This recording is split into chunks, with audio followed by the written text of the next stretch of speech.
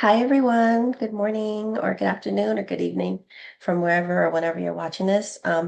Welcome to my channel. This is Moon of Astrology with your host and resident astrologer, Erica. Nice to meet everyone. Um, so I'm glad you're here, and I hope that you enjoy what I have to share with you, my offerings as far as astrology. I have been reading astrology since I was 12. It's like a big part of my life, and now I'm a baby senior. I call myself a baby senior.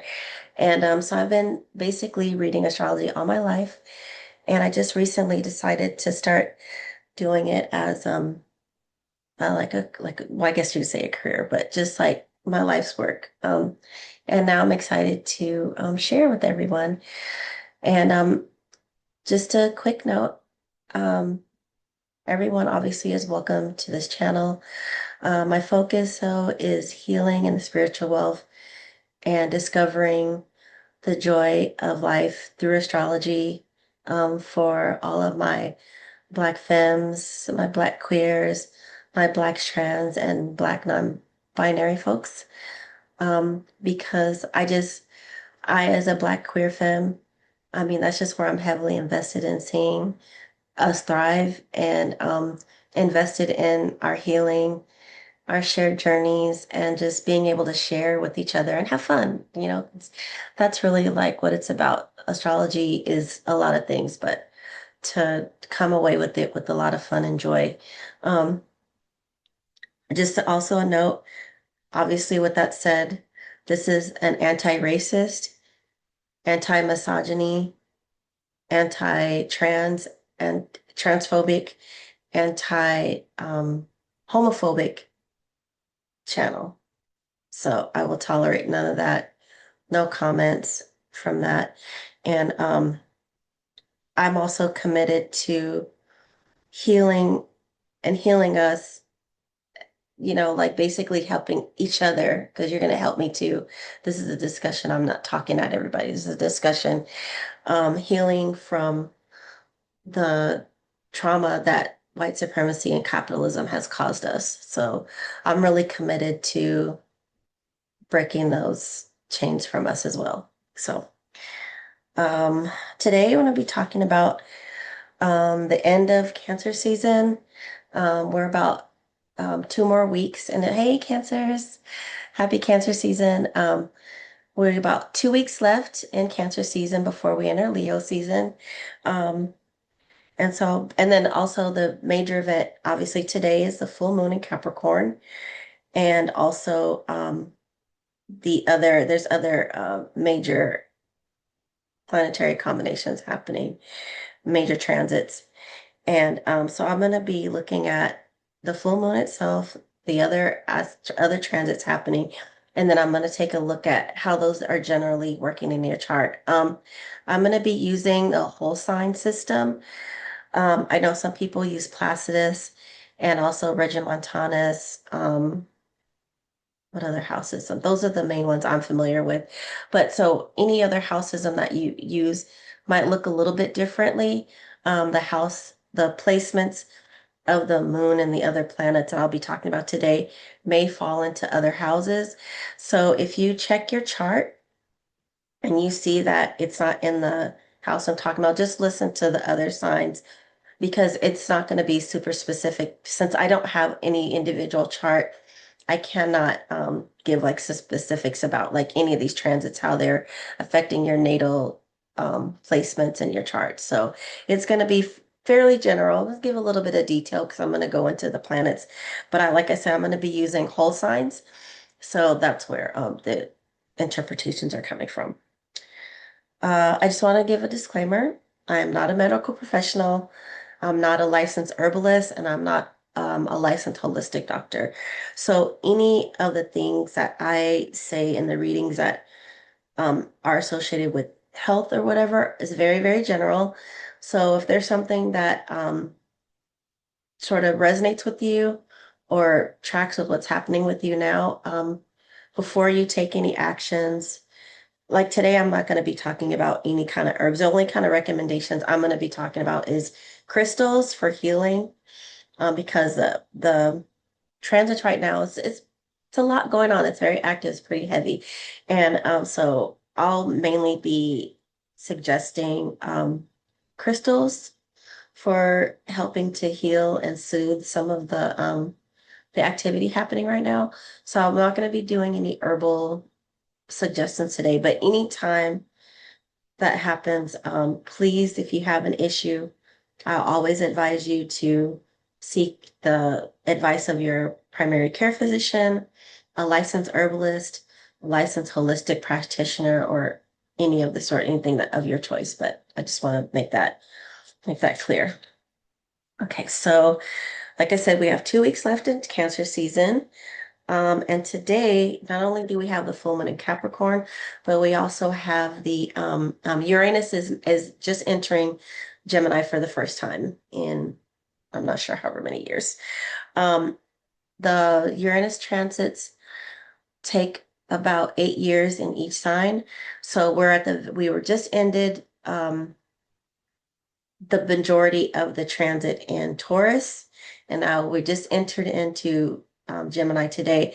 There's going to be one more Uranus retrograde happening, so it's going to go back into Taurus for a little bit it's like the end of this year, and then it's going to station direct and then head back into Gemini and then for the next 8 years, starting I think in February of next year. So that'll be the very end of Taurus. And just a note about that, we just got through the anaretic degree of Uranus. That's when Uranus is the 20th or the last degree of a constellation. And so that's generally accepted that that's like a degree of they say like it's a degree of crisis. So in the very, very ending, when something is ending, it's like urgency, right? It's like the energy is like culminating. It's like all the energy that has happened, and it's like sort of like the very last vestiges of that energy. So it's like a urgency, a crisis, or just like a major ending. So that's where we are. And then, like we said, we'll go back into that a little bit and then go back into Gemini. Uranus is the planet of surprise, shock, kind of things happening out of the blue, but it's also about the future. It's a planet that signals innovation. So with every planet, there's always like a positive or uplifting side of it and a shadow side. And then always somewhere in between. That's obviously with life. There's always shadow periods and more positive periods like that. So when Uranus is in a state of urgency, it's like there's a lot of shocking things happening. There's a lot of surprising things happening. There's a lot of chaos. It's disruption. Because it also disrupts like the status quo. And obviously with the world going on today, we've seen a lot of that. A lot of just shocking, surprising, devastating things happening. Unfortunately, not just in the US and the world, but I mean, in the US in particular, that's impacting globally um, with the maniac in office, but we'll go into that a little bit later. So the first thing, let's see, let me look at my notes. So with the full moon, every full moon, it's the moon is always in opposition to the sun. So that's just a quick way of knowing, like anytime there's a full moon, it's always in opposition between the moon and sun. And every full moon, we all know, like, hear the dogs are howling and stuff like that. But it's because of the magnitude of the moon's light. It's like it shines really brightly on us all. And so, the moon regulates our moods. The moon regulates our reproductive systems. Um, it regulates all those things. It regulates how we feel internally in our body, our sensations, so that our body is in a state of heightened feeling. And so that also translates to us, our physiological affecting our social, our psychological and our sociological too. So that we see characteristics of emotions are heightened, feelings are heightened, things are heightened within our body. We're a little bit more sensitive. It's just at the height of something, and it's the full moon is like the climax of things happening, and it's at like kind of like the top of it, right? It's just very heightened, very highly sensitive and emotional. So, and then whenever we have the moon and sun in opposition, a full moon again, it the moon and the sun, it's either you can be able to have a balance and combine the two, with the sun being kind of like your motivation for the day, how your energy and like your drive in terms of like life force, how you feel in your body, and then like your emotions and your heart and how you feel in the moon. So we have to like find a way, like sometimes it could be like you can have where you could just feel like I am at the height of exhaustion, but I also have these things that I want to do on this day or this the full moon. It's like it's only a point in time, right? It's at 100% at a specific time. So today, the full moon will be in about a couple hours will be fully full. So we're kind of like in the full moon realm. It's about 2.5 days. So as the moon is approaching the sun, we kind of say it's in like full moon mode right now. Mm, it's about it's almost 100% full. But so we're almost there. Like I said, in about 2 hours, it's going to be full. But the lasting effects of the full moon happen for 2.5 days. So in those 2.5 days, when you have things you have to do, but you're also like very emotional, it could be an emotional drive. It's something that you're feeling in your gut and you're just like going for, or you could be at the height of exhaustion, but you still have to get things done. So you find a way to negotiate those things. And then we're gonna see as we go through each rising sign, um, how those two, how the feeling and the motivation and what we need to do, depending on the houses, what of houses it's affecting you for this particular full moon. Okay, so and the moon is not only being affected by the sun, this full moon in particular is in hard aspect with Chiron, and Chiron is what we have labeled the wounded healer. So there's a combination of like you have heightened emotions, and you also have Chiron there as a square. So it just has like a heightened sensitivity to maybe something that's a trigger in your life, some kind of wounding or some kind of feeling. The way that affects you personally, if you look at your Chiron placement, then it'll give you a better outlook about what that wound is, right? And how that is affecting you. And for everyone, it's different, right? But it's just like that's heightened. And then on top of that, the moon is out of bounds. And so basically, what that means is that all the planets kind of move in like a celestial belt. It's like basically when we say declination, we talk about the eclipse, the not the ecliptic, sorry, the equator. So the Earth's equator, and it's kind of how it's projected out into the sky, and that's where your starting point is. So any planets that are approximately 23.5 degrees in latitude above the equator and 23 or so degrees in latitude below the or south of the equator is where we get our declination, right? So any planet that goes outside of that degree, if it's 24 and above in latitude above the equator,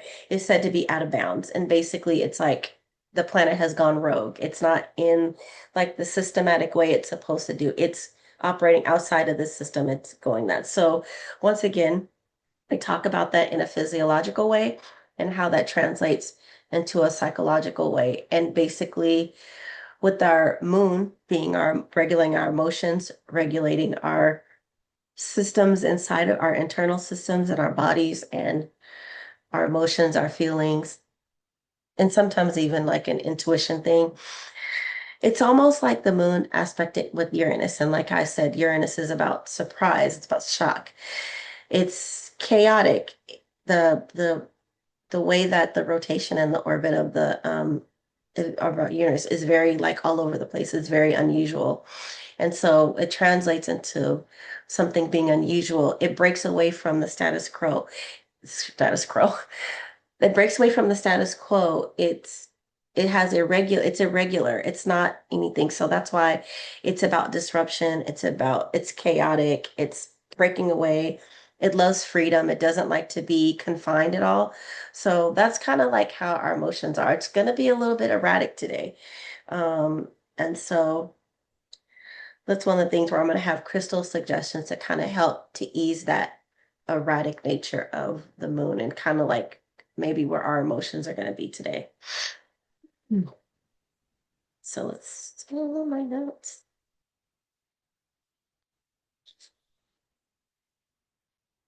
Um, Normally one of the things that we do during the full moon, some people like to charge their crystals during the full moon.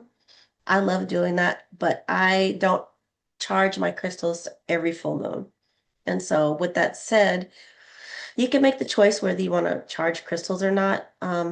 Like I said, because of the erratic nature of the moon today being out of bounds and also being impacted by Chiron, if you do really want to charge your crystals, I would wait a little bit because let's see, it's going to be at 100% in the afternoon. And like for us here, like in North America, on the Americas, Canada, South America, United States, and Mexico.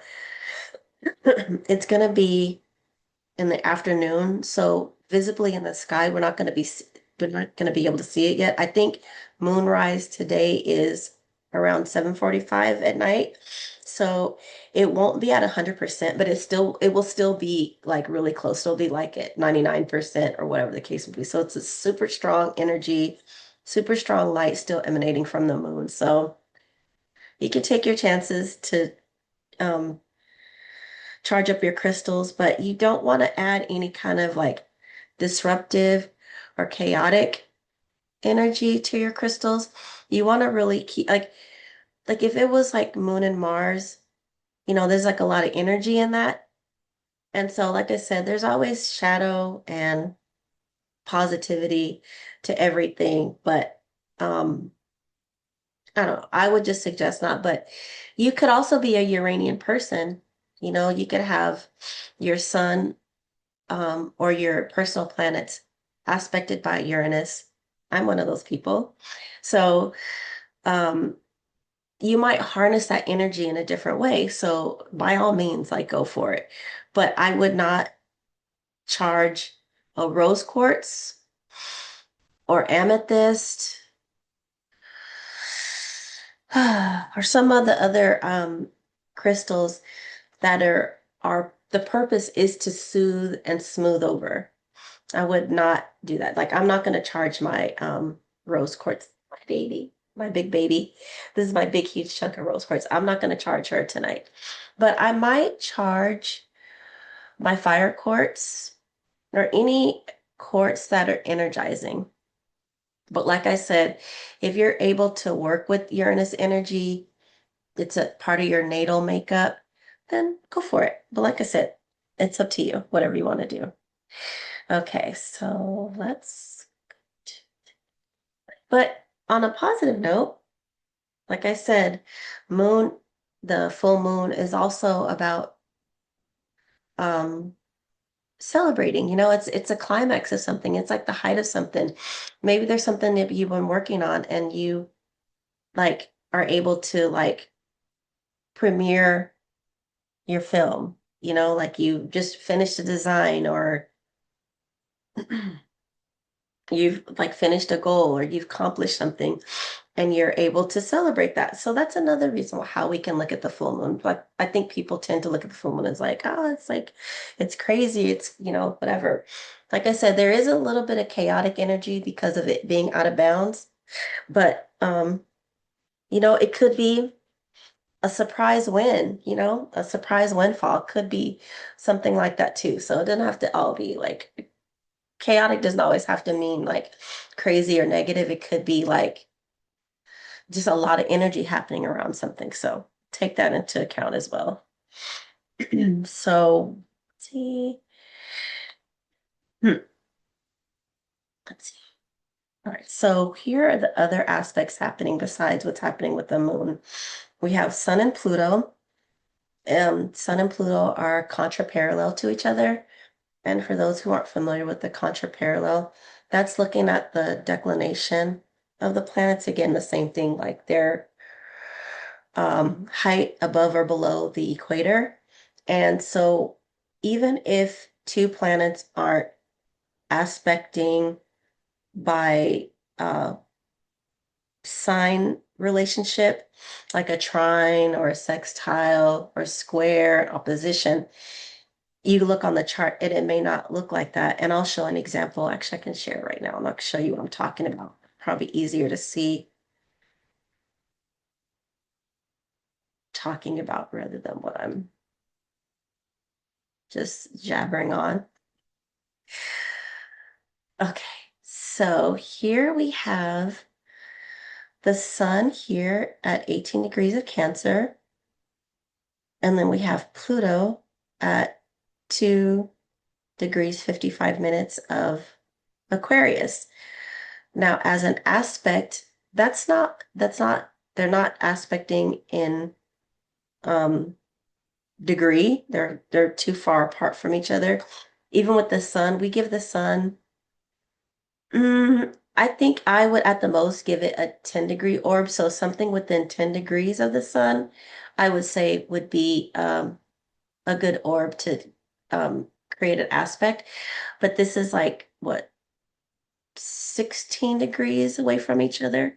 So that's not an aspect in that way. And then this is an Aquarius. So would that be in conjunct? It could be in conjunct, but it's still out of the orb. So I wouldn't count that. But when you look at the declination, you see that they're within like their, let's see, is this contraparallel? So one of them is right above the equator, is north of the equator, one is south of the equator, and they're less than a degree away from each other.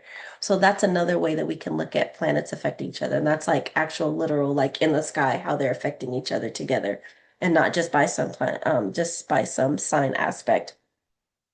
So we have the sun and Pluto in contraparallel with each other. And the signification from that, I use this book. Where's Oh, here it is. This is a really good book for you, the any astrological buffs here. I took a class recently, Uranian astrology with Michael A. Bryan. Hi, Michael.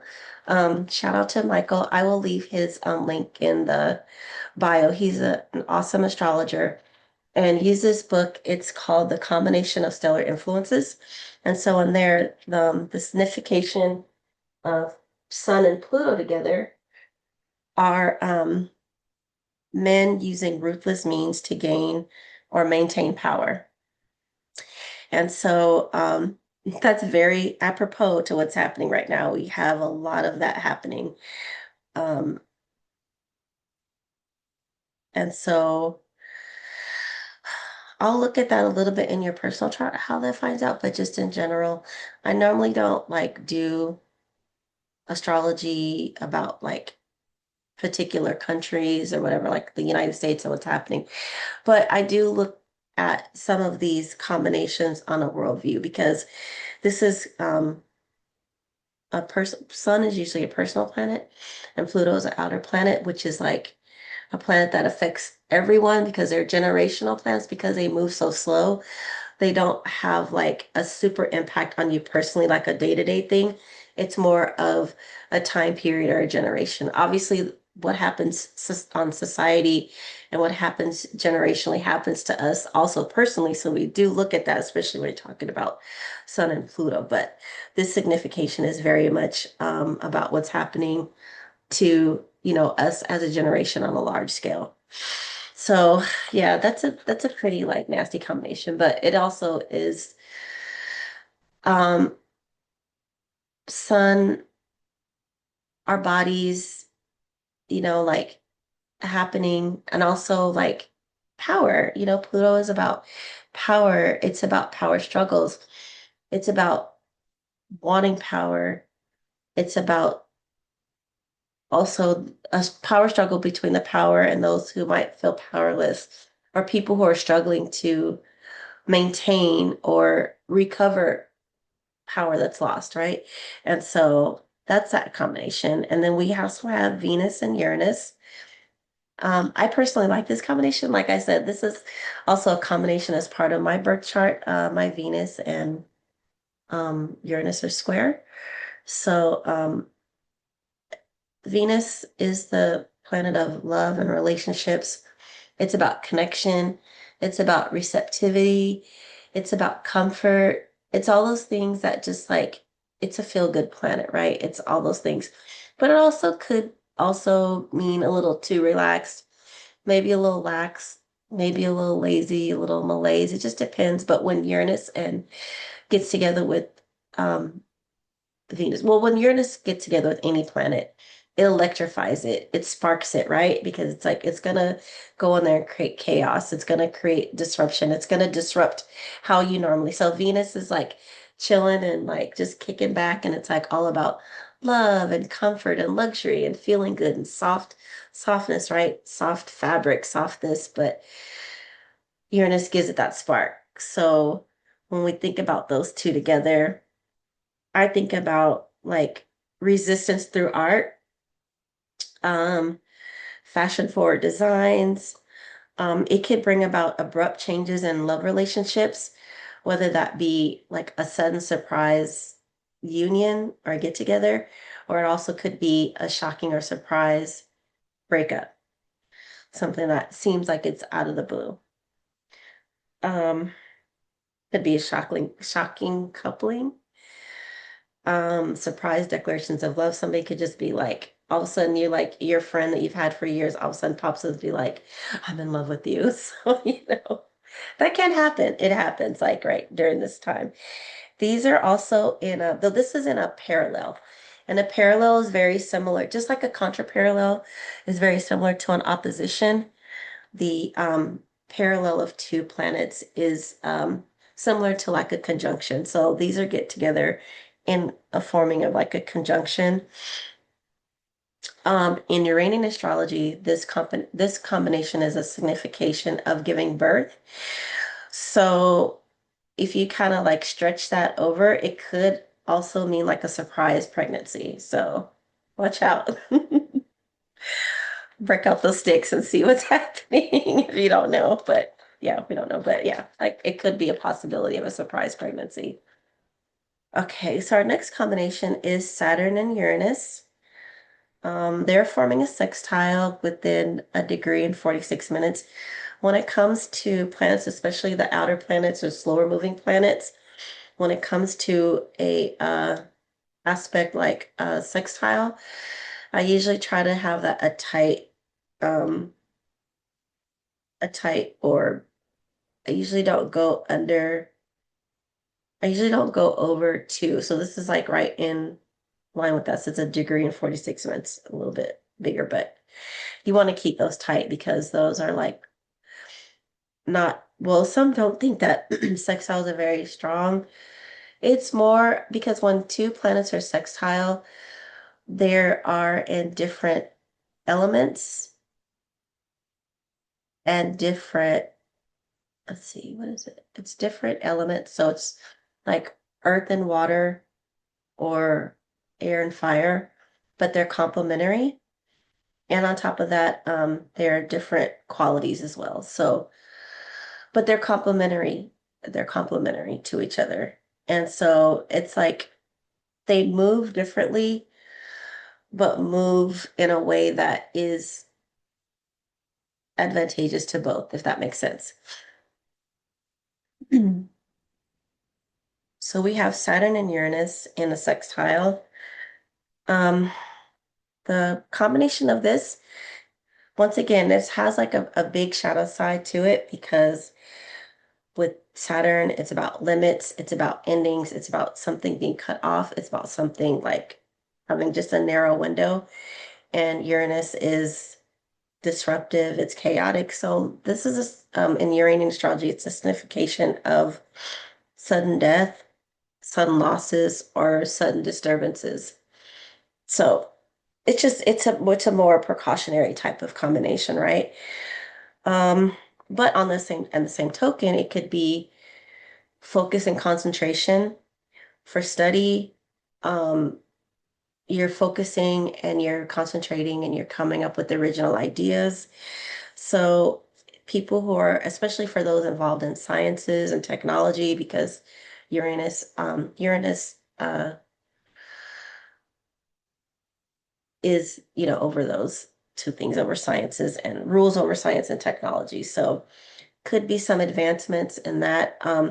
It's a great time to work on projects, but more individual ones, because if you're doing something and you're studying or you're trying to like come up with an idea or you're trying to work on a project of some sort, whether it be for work, personal, um, it requires isolation and away from distractions. So for more individual study than group study, because Uranus is about freedom and doing things its own way, right? It's like it does not want to follow the status quo. So, in group settings, you want to kind of like come together and come to consensus and work in a group. So I would suggest that the best way to utilize this combination, if you are in a group, you are like in a work setting, or you are working on a project or whatever your case may be, or you're doing a collaboration, use this time with Saturn and Uranus being together to concentrate on your part of it and really get that down and then bring that into the group once this um once this planetary aspect kind of dies down a little bit and you're a little bit more ready to compromise and be a little bit more working with others, because this is a little bit more like on my own, I'm doing my own thing type of energy. The next one is it's one of the major aspects that has been happening since last year. Once Saturn was in Pisces and Neptune was in its last degrees of Pisces, and Saturn caught up with Neptune and created a conjunction. So they're going to be in a conjunction for quite a while. Saturn and Uranus, I believe, in 2026. I didn't calculate it all the way, but I believe toward the end of 2026. Because Saturn is a faster moving planet than Neptune, it's going to surpass it, move on. But for the time being, especially because there's a few retrogrades that are happening between the two signs, so they're going to be together for a while. So this is a kind of like a long-standing conjunction that's been happening for a while and still happening. Um, let's see.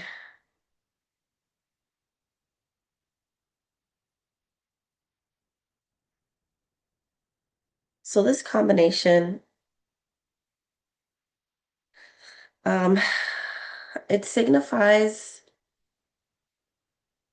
illness, disease. This is the same combination that we saw back in 2020 with COVID. So it's kind of a strong one. And I bring this up because with our current administration, because of their continued insistent upon basically making us all sick, getting rid of like health protections, breaking down of the CDC. We see things changing with getting rid of certain vaccinations, or not getting rid of them, but the need for them, having them be available. So, and I'm not necessarily a proponent of vaccinations here. Not everybody has their opinion about them in particular, but just sort of like this loose and fast way that we're treating health and how we're seeing it break down. It's really an important time for us to make sure that we're doing stuff for ourselves and doing stuff for each other to help each other in that situation, because of this signification of illness and disease, it's very important that we really look out for ourselves and really be on top of our health, even if we like are tired and kind of like worn out. That's something that we really have to do, really have to make sure of. Um, it could be just simple thing like having cold feet, literally having cold feet, and maybe there's something that health-wise that is affecting that's creating like really cold feet, or it could just be like apprehension, right? Because Saturn is about limits, it's about isolation, it's sometimes about loneliness, melancholy. Um, it's also wisdom it's wisdom that you get as a result of going through challenging experiences and obstacles, right? So like it's also a cycle of coming through the end and having some sort of wisdom and knowledge as a result of obstacles and challenges you've gone through. And Neptune always adds a little bit of confusion. It blurs lines, it blurs boundaries. And so it's kind of con it's in some ways it counteracts that isolation of Saturn, but sometimes it could add like more confusion and sort of like in a sense of kind of like not knowing like where you're at, like needing to feel like you need to get a hold of something, right? And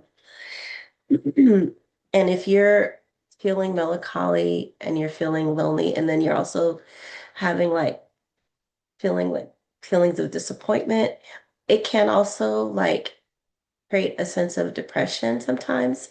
So we also have to look for that too. And it could be how you feel. It could exacerbate that if you're dealing with it. So once again, like seeking things that affect you in a positive way to counteract those feelings. Um, we also have to look that Neptune can also be the planet that with confusion, with disappointment, it's also delusionment, feeling a little disoriented. Um, and it's also leads to deception, right? Because it's like you can create an illusion with Neptune. It could feel like you rose-colored glasses, right? You like that's people say that. Like you're walking around with rose-colored glasses, like you're seeing kind of what you want to, despite the reality of it. And so you have to just look for that and like make sure that you are wanting to have a positive spin on something and see things look a certain way without being completely delusional about something. Like still keep your eye on like reality without being like negative about it. You know what I'm saying? So just creating a balance. But at the same time, these combinations are also good for creatives looking, like Neptune is also about dreams, right?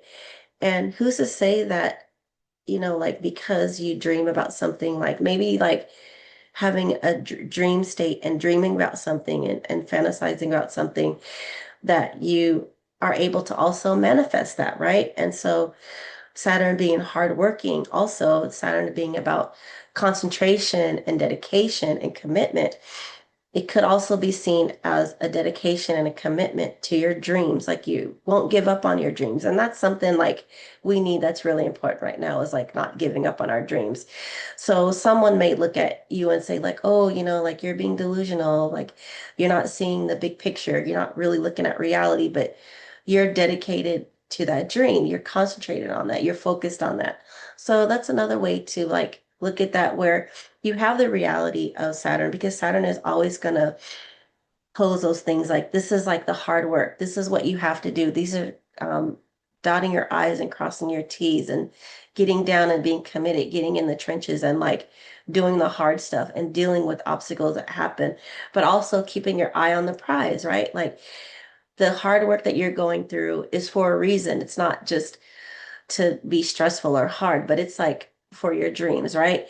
And then doing that, sometimes you want to just like get away from like the things that aren't part of your dream, right? You're determined to like live the life that you want, your dream life you want, your dream job, your dream situation, your dream living space, whatever it is. So like I said, all these things always have a shadow and a positive side to it, but that's sort of like the uplifting part of like this combination. So you have that as well.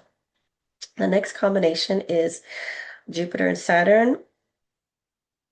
Well, I actually combined Jupiter square Saturn and Jupiter square Neptune because since we just talked about the combination of Saturn and Neptune, and Jupiter is right there. It's squaring both of them. It's like right smack in the middle of both of those.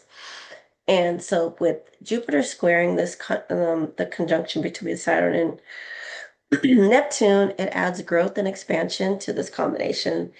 So it could be an exacerbation, excuse me, an exacerbation or a growth of something that is weighing you down. It could be an expansion or growth of like how you're feeling. It could magnify your feelings of melancholy or depression, but it also, on the same token, on the other side of the same coin, it could expand your capacity for dreaming. It could expand your capacity for work, and it could expand your ability to even work harder for what you really want, right? Okay. There's a natural conflict between Jupiter and Saturn because Jupiter is about expansion, it's about a growth, and it's about going big, right? And it's signal of wealth, it's a signal of success, it's a planet of luck.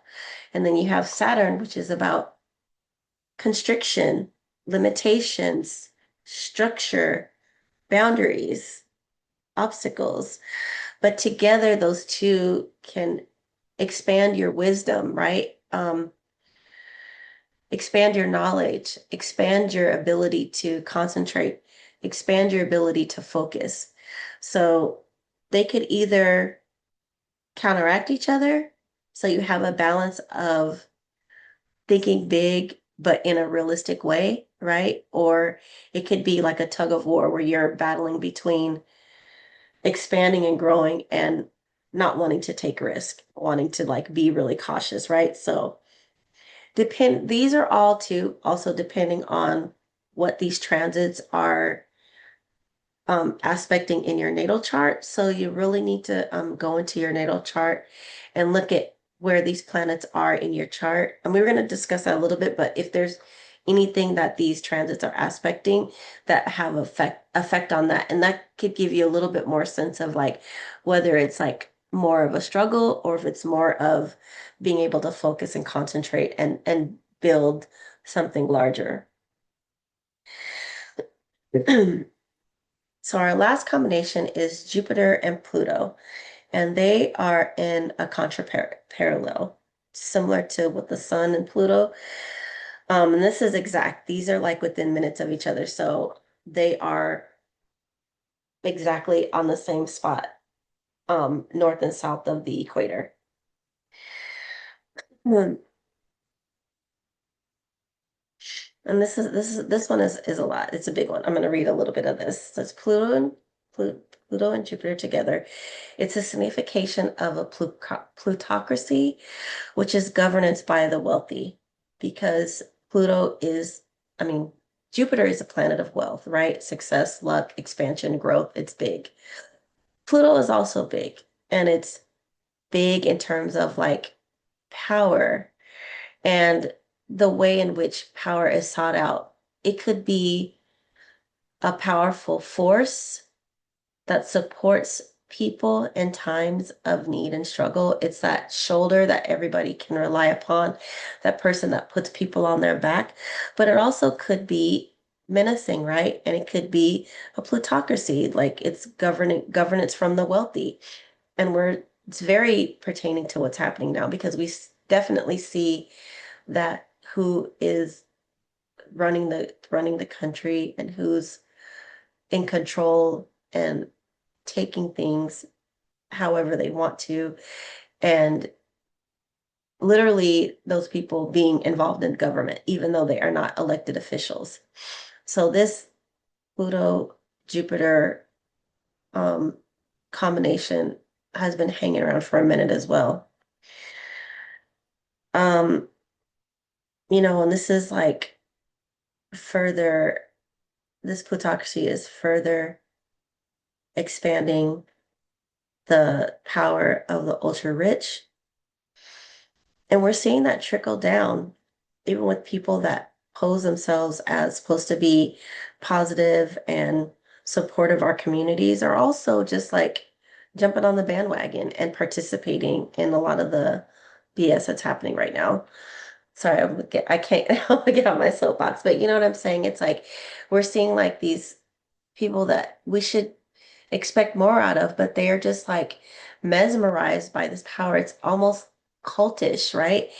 And people who are really on the powerless end of this also participating in that. It's like this false sense of like, if I plug into this, I too have power, but it's also manipulative. It's ruthlessness in how you get that. So with also Neptune and Saturn being in this picture, this planetary picture of these other aspects, it's like there's a delusion and a lie and a illusion of I will provide these for you. You will be able to do this, but it's actually like sucking you in and doing the opposite.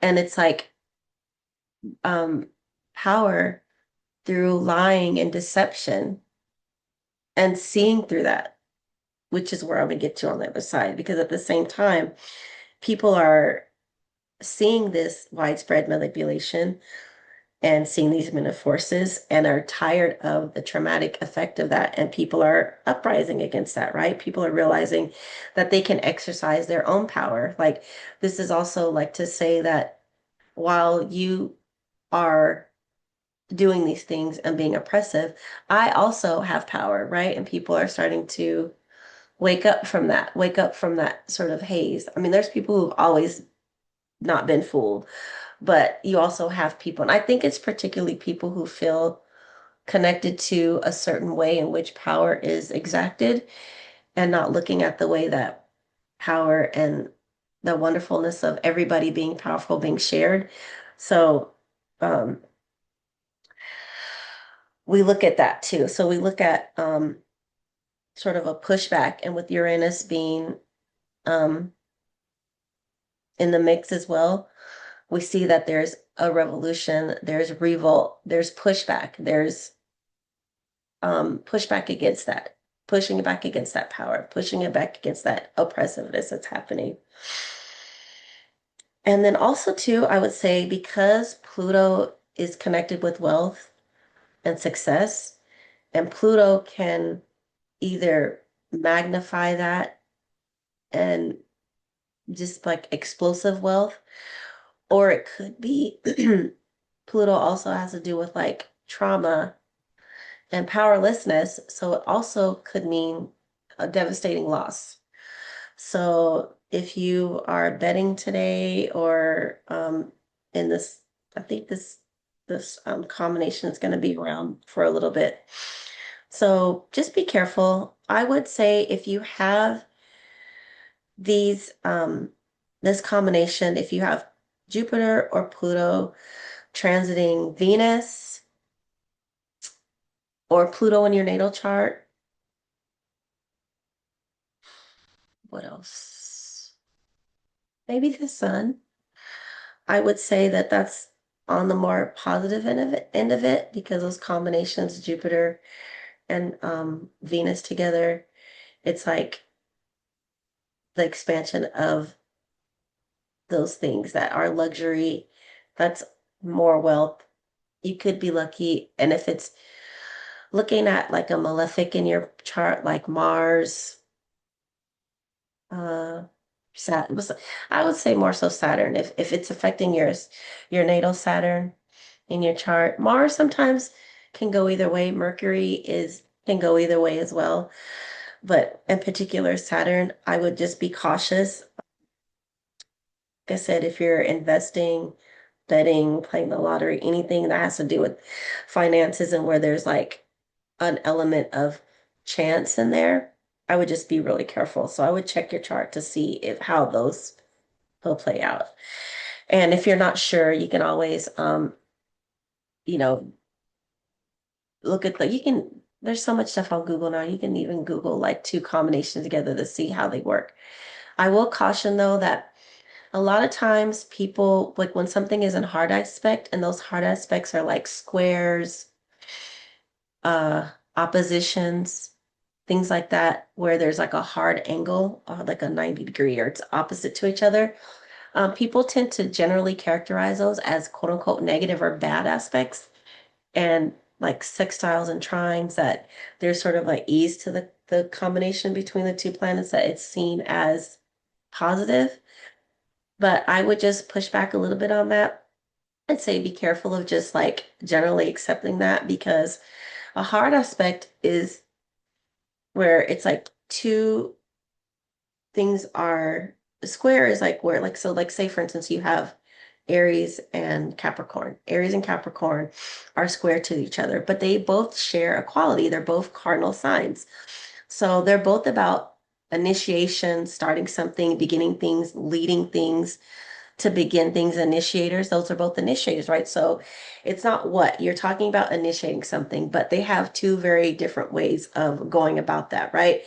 So there's action there, right? It's tension, but there's action. Like you are figuring out how to go about something if those things are happening in your chart, right? So it's like those two combinations, it's like how we're going to do this. So there's friction. Friction is action. So it's activated. So if you need, so hard aspects are good in the sense of like, if you need to activate and you need energy and motivation, a square will create that.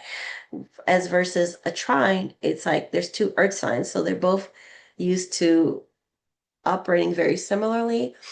So if you're having trouble getting something started, there's no action there. They're complementing each other. So you're just going to keep going in the same direction. So it's not necessarily negative, it's not necessarily positive. Once again, it has to do with how these aspects are affecting you in your natal chart or your progress chart, right?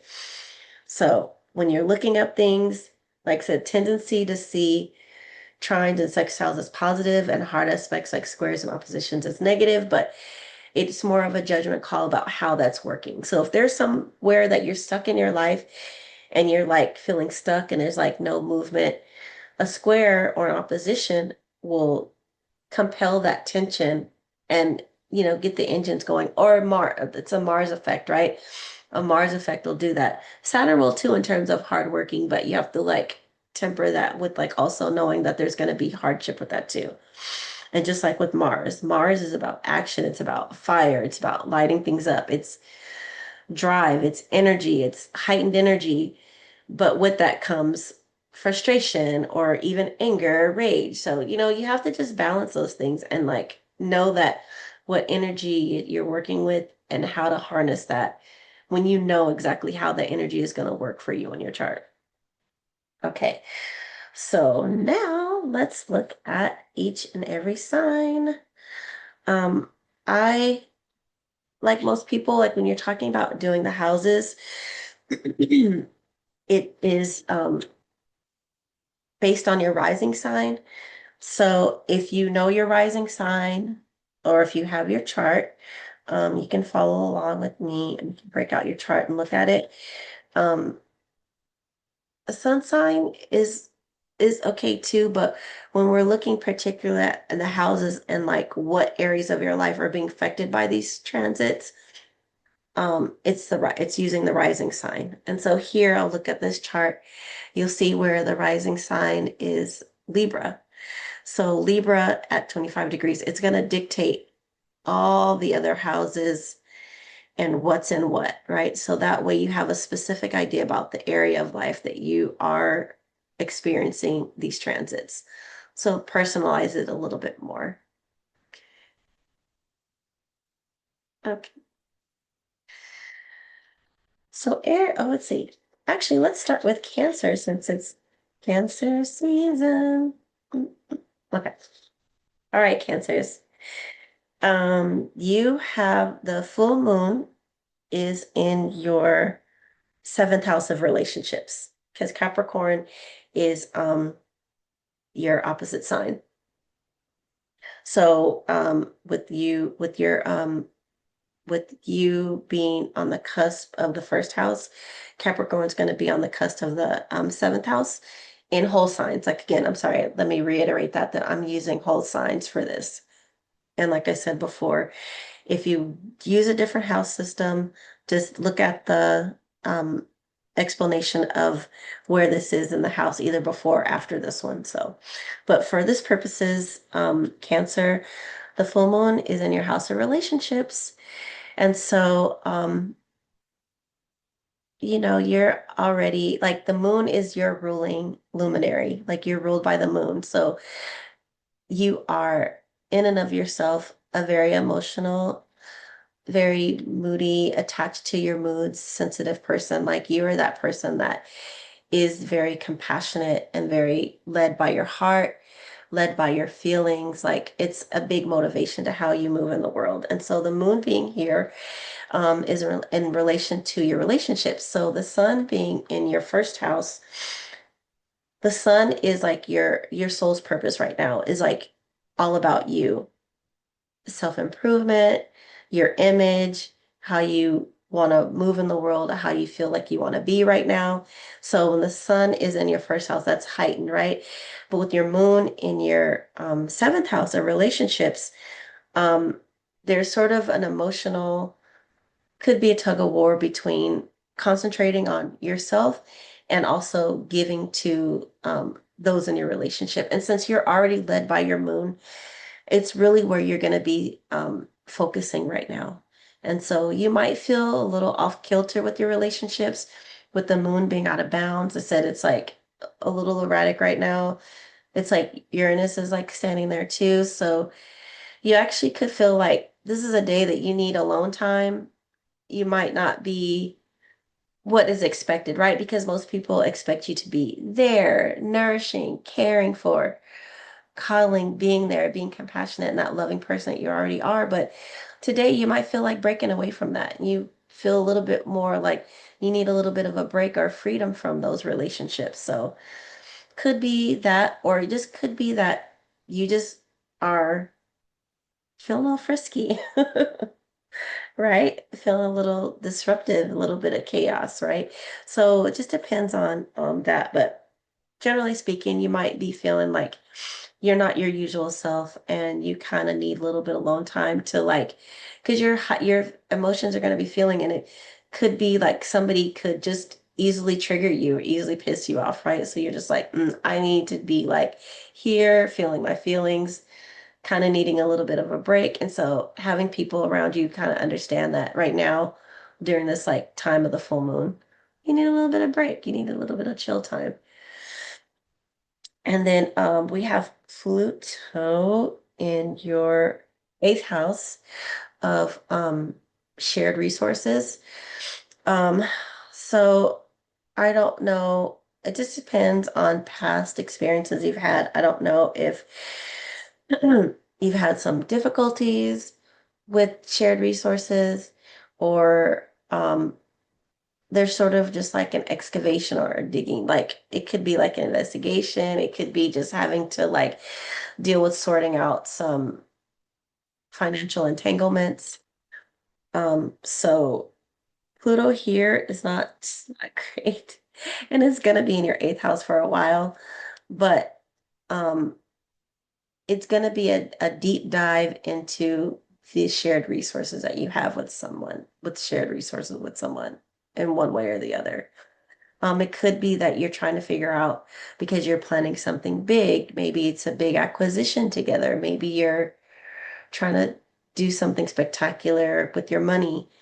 Um, but at the same time, there could be some trauma, some loss, or maybe there's something that you found out about your partner's um, finances that you didn't know about. And it's something that could reveal something that's not so positive. It could be that you found out that you got some sort of inheritance you didn't even know about, right? And digging through documents, whatever, you discover that shit, I got this long lost person, I got, some source of money. So could be that. So I would just be looking at that. That's an emphasis for you for quite a while because Pluto is a very slow moving planet. So that's gonna be in your eighth house for a minute. So that's gonna be something that's kind of like a looming issue for you for a while. Um, we have the Saturn Neptune combination in your 10th house. So this is actually quite good because even though there's going to be a lot of hard work and a lot of struggle, but if you're pursuing like a dream career, a dream job, the 10th house is like your public space. It's like your legacy. Um, it's sort of like what mark you leave on the world.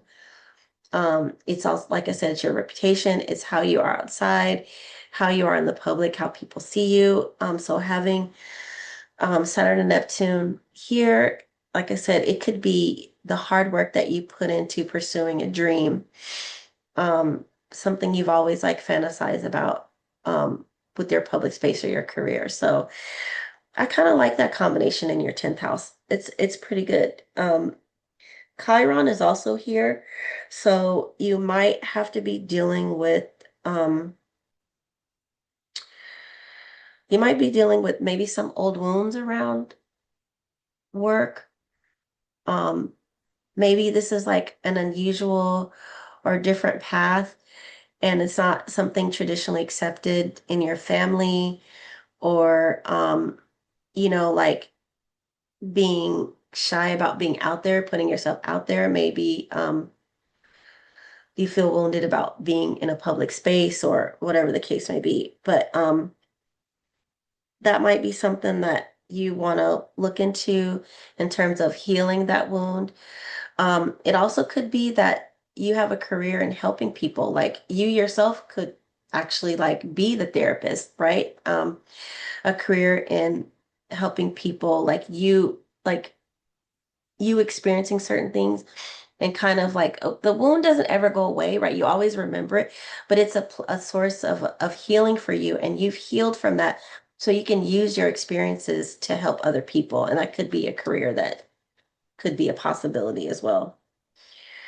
And then in your 12th house, your cave, it's like they say that this is a house of like hidden enemies, um, and self-undoing. Sometimes that hidden enemy is yourself, like something like self-sabotage.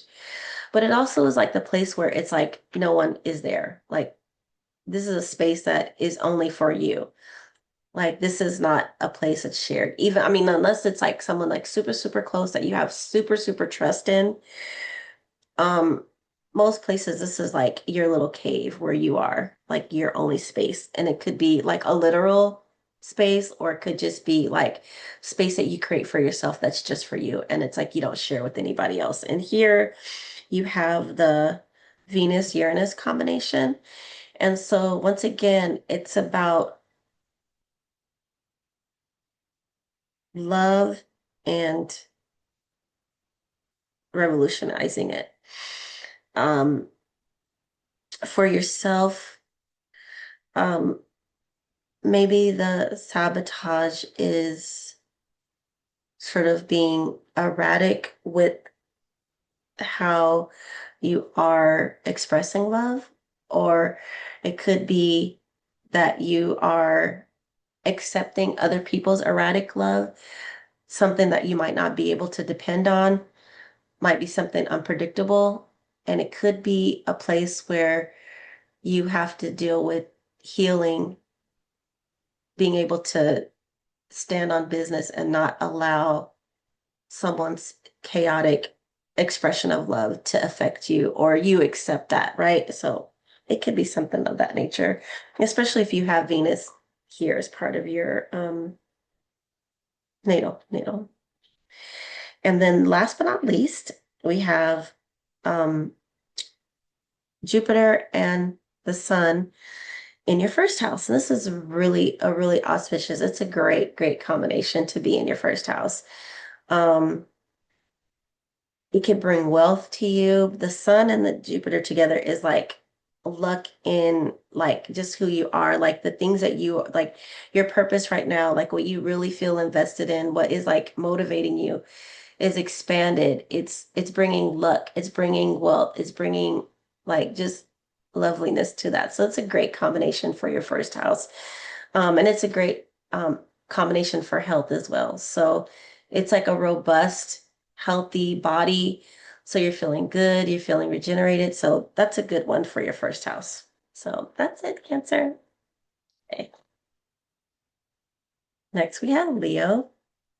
Leo, the new moon is in your sixth house of health and work. It's like the daily grind, like your daily routine, like the things that you need to get done. Like it's the grunt work, right? It's like the stuff that you need to do to make sure things are done. And it's like this is where you kind of like go through things. And it's also where you experience stress, right? Because it's like these are the things that you have to get done, right? This, like I said, this is the grunt work. These are the things that no one really wants to do.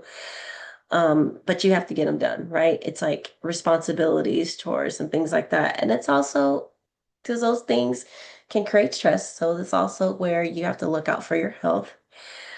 The moon here, internally, um, the body and the inside, like things that might be happening that you don't necessarily know right away. They're things that are happening internally inside. It could be something that's a disruption that's happening in your body.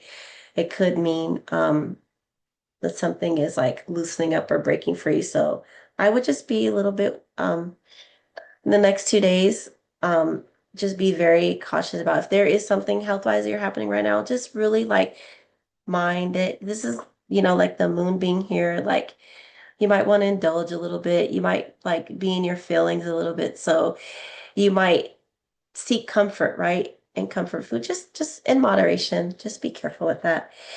And then it's uh, the 12th house. Jupiter and Sun are here. Um, and so once again, this is a good counteraction to that because the Jupiter and Sun together is a very positive and very life force type of combination. So it kind of counteracts that, right? So it's actually okay, but like I said, it's also like you want to celebrate. Those are two, Sun and Jupiter together are like very, very feel good, right? So just, make sure that you're there and balancing that could support that, but just be aware of that. And with that being in your 12th house, I would say just be cautious, like just in moderation, experiment, love, whatever it is, the food, whatever you want, but just in moderation. You have Pluto in your seventh house, and that is your house of relationships. And Pluto is in your seventh house. It can kind of blow up relationships a little bit. There could be power struggles in the relationship. Um, it could be where you might have a relationship that you really are like super invested in right now. And with the Pluto being in your seventh house for quite a while, um, it could be forcing you to take a deep dive and a real hard look in getting to the core of relationships and what those mean for you. Um, Kind of seeing things for what they are, the good, the bad, and the ugly. Um, and Pluto is also about metamorphosis and transformation. So it could have a huge effect on your relationships and be very transformative for you because at the end of the day, the transformation is about you and growing from that, right? So it's going to be, kind of difficult. You might be, a lot of times with Pluto's in the seventh house, there's a lot of relationships that you decide not to keep going with, some that you lose. You changing yourself, you transforming and going through a metamorphosis, you're not the same anymore. So people, like if you have especially if Saturn's here and you're starting to create boundaries for yourself, for what you will and will not allow. Oftentimes, it's unfortunate, but people sometimes don't like those changes and like those transformations. So you have to kind of deal with that. But at the same time, um, really taking a good hard look and going to the core and the deeper meaning of things, like you come out of it with the relationships that are still there or the ones that you gain, are like deep and real and satisfying. So there's like also that positive end of it. It's a lot to go through, but at the same time, at the end of it or through it, you get to really see truths and you get to see people because you're changing, you're seeing yourself different too, right? So that's that combination. I mean, that's that transit for your seventh house. I mean, that's going to be for a while. So as I go through these, I'm going to keep bringing up those again. And you have in your ninth house is the Saturn Neptune combination, right? With also with Chiron. This is in your ninth house. The ninth house is a house of travel. It's the house of long journeys, and it could be like literal physical journeys, like traveling um to other countries, other continents. It's travel very far away from home, but it also could be like personal journeys, like things that you're going through in your life too, right? And things that you're seeking out. And it's calling for you to be very present with that. And also it's their philosophy on life. We also find religion, religious practices, the dogma here as well.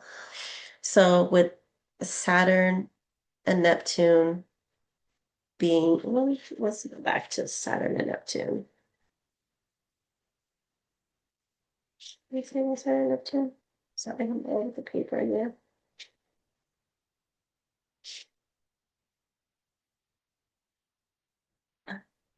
Anyway, but I don't remember what exactly I said. But in terms of like melancholy and depression, um, and sort of kind of like having a hard time, be careful about maybe something being a little bit too good to be true. Um, you have to like keep your wits about you when Neptune is here because you don't want like you want to make sure like you do your research, right? So if you're talking about traveling, you're talking about traveling somewhere for a stay, or you're thinking about even considering moving somewhere, like always like keep in mind like your safety, your health, um, doing your research from where you're going, who you're going with, and then just being like really like mindful of those things, right? Because like the fantasy and the illusion is there, but you also want to take care of yourself. Um, in terms of philosophy, um, yeah, so that's I don't know what I'll say about that too. And then in your 11th house of friends and associates, this is like your hopes and dreams. You have Venus and Uranus here, and I like this combination. I love, like I said, this is part of my natal chart. So me personally, I love this combination because I feel like it's like really a source for like being really innovative and creative when it comes to art, when it comes to beauty. And it's like also it could be art as resistance, right? Art as a revolutionary way of communicating things. Like it's getting out of the ordinary, being original, being different, setting yourself apart. So being here, like having your hopes and dreams, that are visionary, it's hopes and dreams, it adds a creative spark to those things. So gives you like a way, like kind of like is an electric spark, an energy to like that. And also like with your friends, like there's a particular excitement, creating with people, like having like collaborations, like that are full of love and full of creativity and full of comfort and full of just warmth and stuff like that. So I like that in the 11th house for you, Leo. Yeah. Next is Virgo. Hey, Virgos. I feel an earth sign.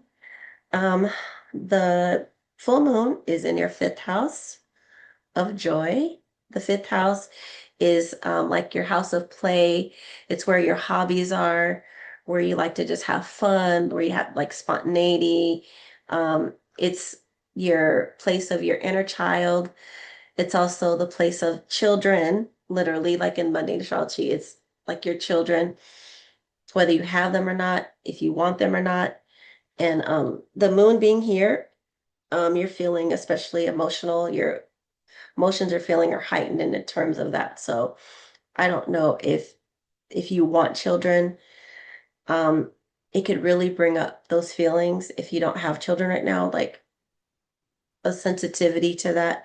You might feeling be sensitive about it, or you just want, it's like bringing those emotions up for you, like whether you can have children or not, or things like that. So that's going to be like an emotional spot for you, or you just could be feeling like extra, like excited and like ready to like have fun. And you're pulling, it's a way that what you're sensitive to right now. So like if you have a good feeling, you're just like, oh, like my heart just wants to like go play and do that. Like go for it. Like enjoy yourself and take this full moon energy to have fun and just, be careful. Like I said, it's a little like off kilter. It's a little like erratic today. So you could be feeling like, oh, I want to do this, and then 2 hours later you're like, I want to go home. So it could be that kind of a day, but just take it easy on yourself and just appreciate your boundaries. So if you're out and doing something and you feel like I'm good now, then that's fine. You know what I mean? It's like you're at the whim of your emotions today when it comes to the fifth house. So, and it's not like a real harsh placement. So, it's like having fun, relax. You know what I mean? However that fun is for you, then you just go for it. So you have a long transit Pluto in your sixth house. And so this is your um, house of health, stress, your day-to-day things. You really like this is also like a placement that feels home to you because the sixth house is where you are like a natural placement for Virgo. This is like sort of like your home house, right? Your house, your home. Not the fourth house home, but just like where because you are very health conscious, like health and cleanliness and like germs and things like that are like a real big deal for you.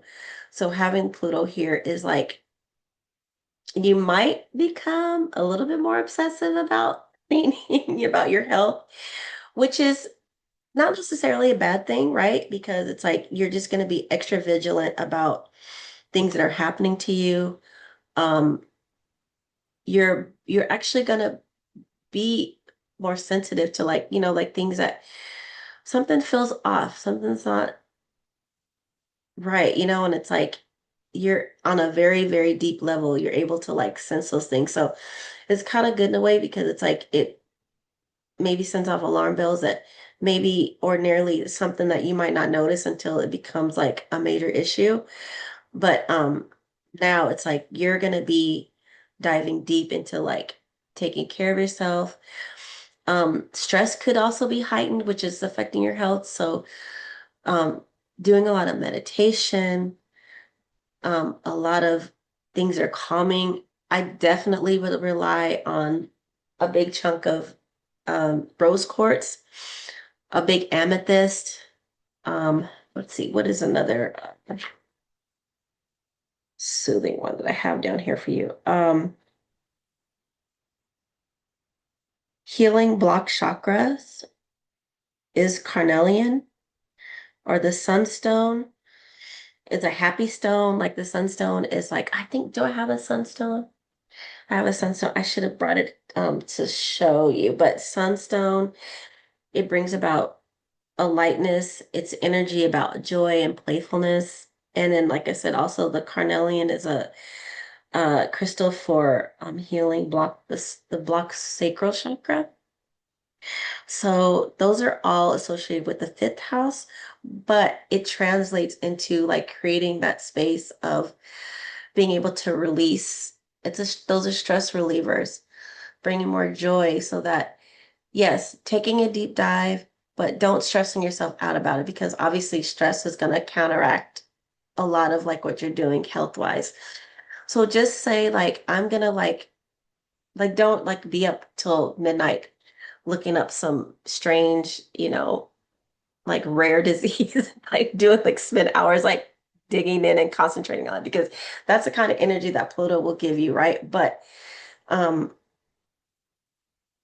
but yeah, taking deep dives and caring for yourself, like I said, going to all your health practitioners, doing things that are like yoga is really helpful, meditation, all those things that are going to soothe maybe the kind of stress that might come from like feeling obsessive about dealing with your health or whatever, or healing trauma too, so and the or traumatic effects of like maybe some health things that you have been dealing with, right? Um, but going to a doctor, now this is just me personally, I'm not giving any advice about this at all, like with my disclaimer, hey, but I do want to say for me personally, like I tend to want to concentrate on doing natural things first. So if you are inclined for that reason, instead of just having pharmaceuticals, you can like really take time to really delve into like if there's are any health issues or like just overall general health and ways that you can do that without the least amount of damage to your body. That's all I'm gonna say about that. Okay. Next, we have Saturn and Neptune combination in your eighth house. And you have Chiron here in your eighth house too. So there's wounds that you're dealing with in regard to shared resources. Maybe you grew up with like in your family, like there was like financial disputes. Um, there's some sort of like wealth or financial trauma that happened in your family growing up. And so you have maybe a wound around that.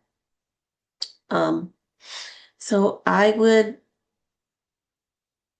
just take time to find out like look at how you're operating in your life and in terms of like that. Are you giving too much of yourself? And this is period, like to other, like the sacrifice element of it, like are you just like always doing for other people and putting yourself last? And we know us Black people, especially us femmes and my trans femmes, my non-binary folks, we know that a lot of times we are made to feel like we need to give of ourselves and we put ourselves out there for people. And you know what? This is a time to look at that wound and where that comes from, like that expectation. And so how you're not putting yourself first in terms of like giving to other people, giving too much, or people taking advantage of you, you know what I mean? And like knowing that, like, say, like they see that you're a person that's giving for whatever reason, and you standing on business and taking that back. So looking at that in terms of like how you have shared resources with other people, what that wound is, or if you have had people take advantage of you or whatever the case may be and taking from you. So that's something that you want to like look at there with Saturn and Neptune. Um, it could signal um, a breakdown of resources, maybe having to take on a load, maybe someone maybe has to help you a little bit. And that's another thing too, accepting help. Because it's like, oh, we're so strong, you're so resilient. And so sometimes that has to take a back seat to extending yourself and getting help from other people. And then last but not least, oh no, we have two more. We have in the 10th house of career, we have Venus and Uranus. And once again, we have uh, some sort of surprise in a relationship. I don't know if this involves like a career, your reputation. It could be a sudden break with I don't know, with someone at your job, uh a departure in like your career. You could just like all of a sudden take a different stance, go a completely different direction, or it could add a lot of creativity and spark to your career. You could be moving in very innovative ways that can create some kind of success for you. So I like that combination in your 10th house. Just, take care of yourself and whatever decisions you make. And if you do like decide to do something, it could be a surprise to people, but you know all along, you just decided to like say, hey, I'm doing this now. And then, like I said, last but not least is your 11th house, and you have Jupiter and Sun here. Once again, this is a great combination, and this is in your house of hopes and dreams. It adds a lot of vitality to your associations. You feel really good. You could become a leader in your social group, any kind of associations or organizations. You might feel a motivation to be an organizer or be really active in an organization, like whatever that interests you, whatever it is in. So, okay. Okay. Next, we have Libra. The full moon, Libra, the full moon is in your fourth house of home, of family, of security, of privacy. This is like the private side. So this isn't it's in opposition to your 10th house of career, your public life. So this is like your home life, and where the 10th house is about your legacy and the mark that you leave. The fourth house is about the traditions and the ancestry that has come before you, that you have inherited, right? So with the moon here, like the moon being very dynamic and heightened, you might have a very heightened sense of a connection with ancestry. I don't know if you practice any sort of like mysticism or any practice like that, any kind of spiritual practice, but it's a really good time to like break that veil and have like serious and really strong communication with your ancestors. So tonight doing some sort of like moon ritual. I don't know if that's a part of your practice. Um, just meditating, maybe pulling out some cards, doing a reading. Maybe you can do just reading for yourself, or you can do it for other people. But this is more kind of like personal since it's not in the 10th house, it's in the fourth house. So it's a little bit more personal. So, you might pull a card or two and see what comes up, journaling, like I said, and like having a great connection and communication. It's very intuitive. It's very sensitive. You're like your sensitivity is heightened. It's open now. So that pathway to communication with your ancestors.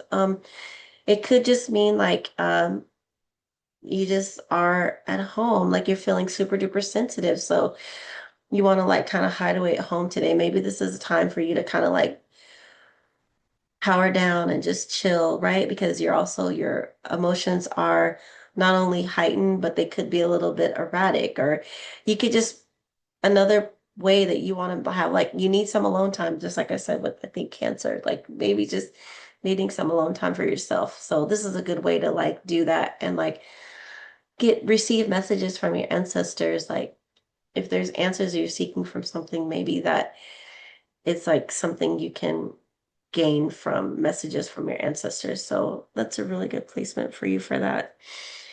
Pluto is stationed in your fifth house of fun, of family, of children. Um, it's not a favorite of mine, Pluto being here. Um, but it could also be that a hobby or something like you really get obsessed with like doing something like you take up something and you're just like involved, and it could end up as a result could end up being something that is very transformative or changing in your life. So that's a good positive way of looking at it. There's also sometimes an element of trauma involved with Pluto. So I don't know I'm very careful to like say anything with talking about Pluto and not like putting any like super negativity out there, but just being aware of like any kind of traumas or anything happening with you or your children or having children and things like that. But like I said, this is also, you could be obsessed with having children, or you could be obsessed with your children, right? Like you become like the extra, extra helicopter parent. Just be like, or if there's any like children in your life, whether they're nieces or cousins or adopted kids or whatever the case may be, like you are like obsessed with children right now. So whatever that means for you in your life. Um, so we have the seventh house of your relationships with Saturn and Neptune here. It's a little bit harder transit. Um, you might have a partner who's going through some health challenges right now. Maybe they're going through depression or an illness.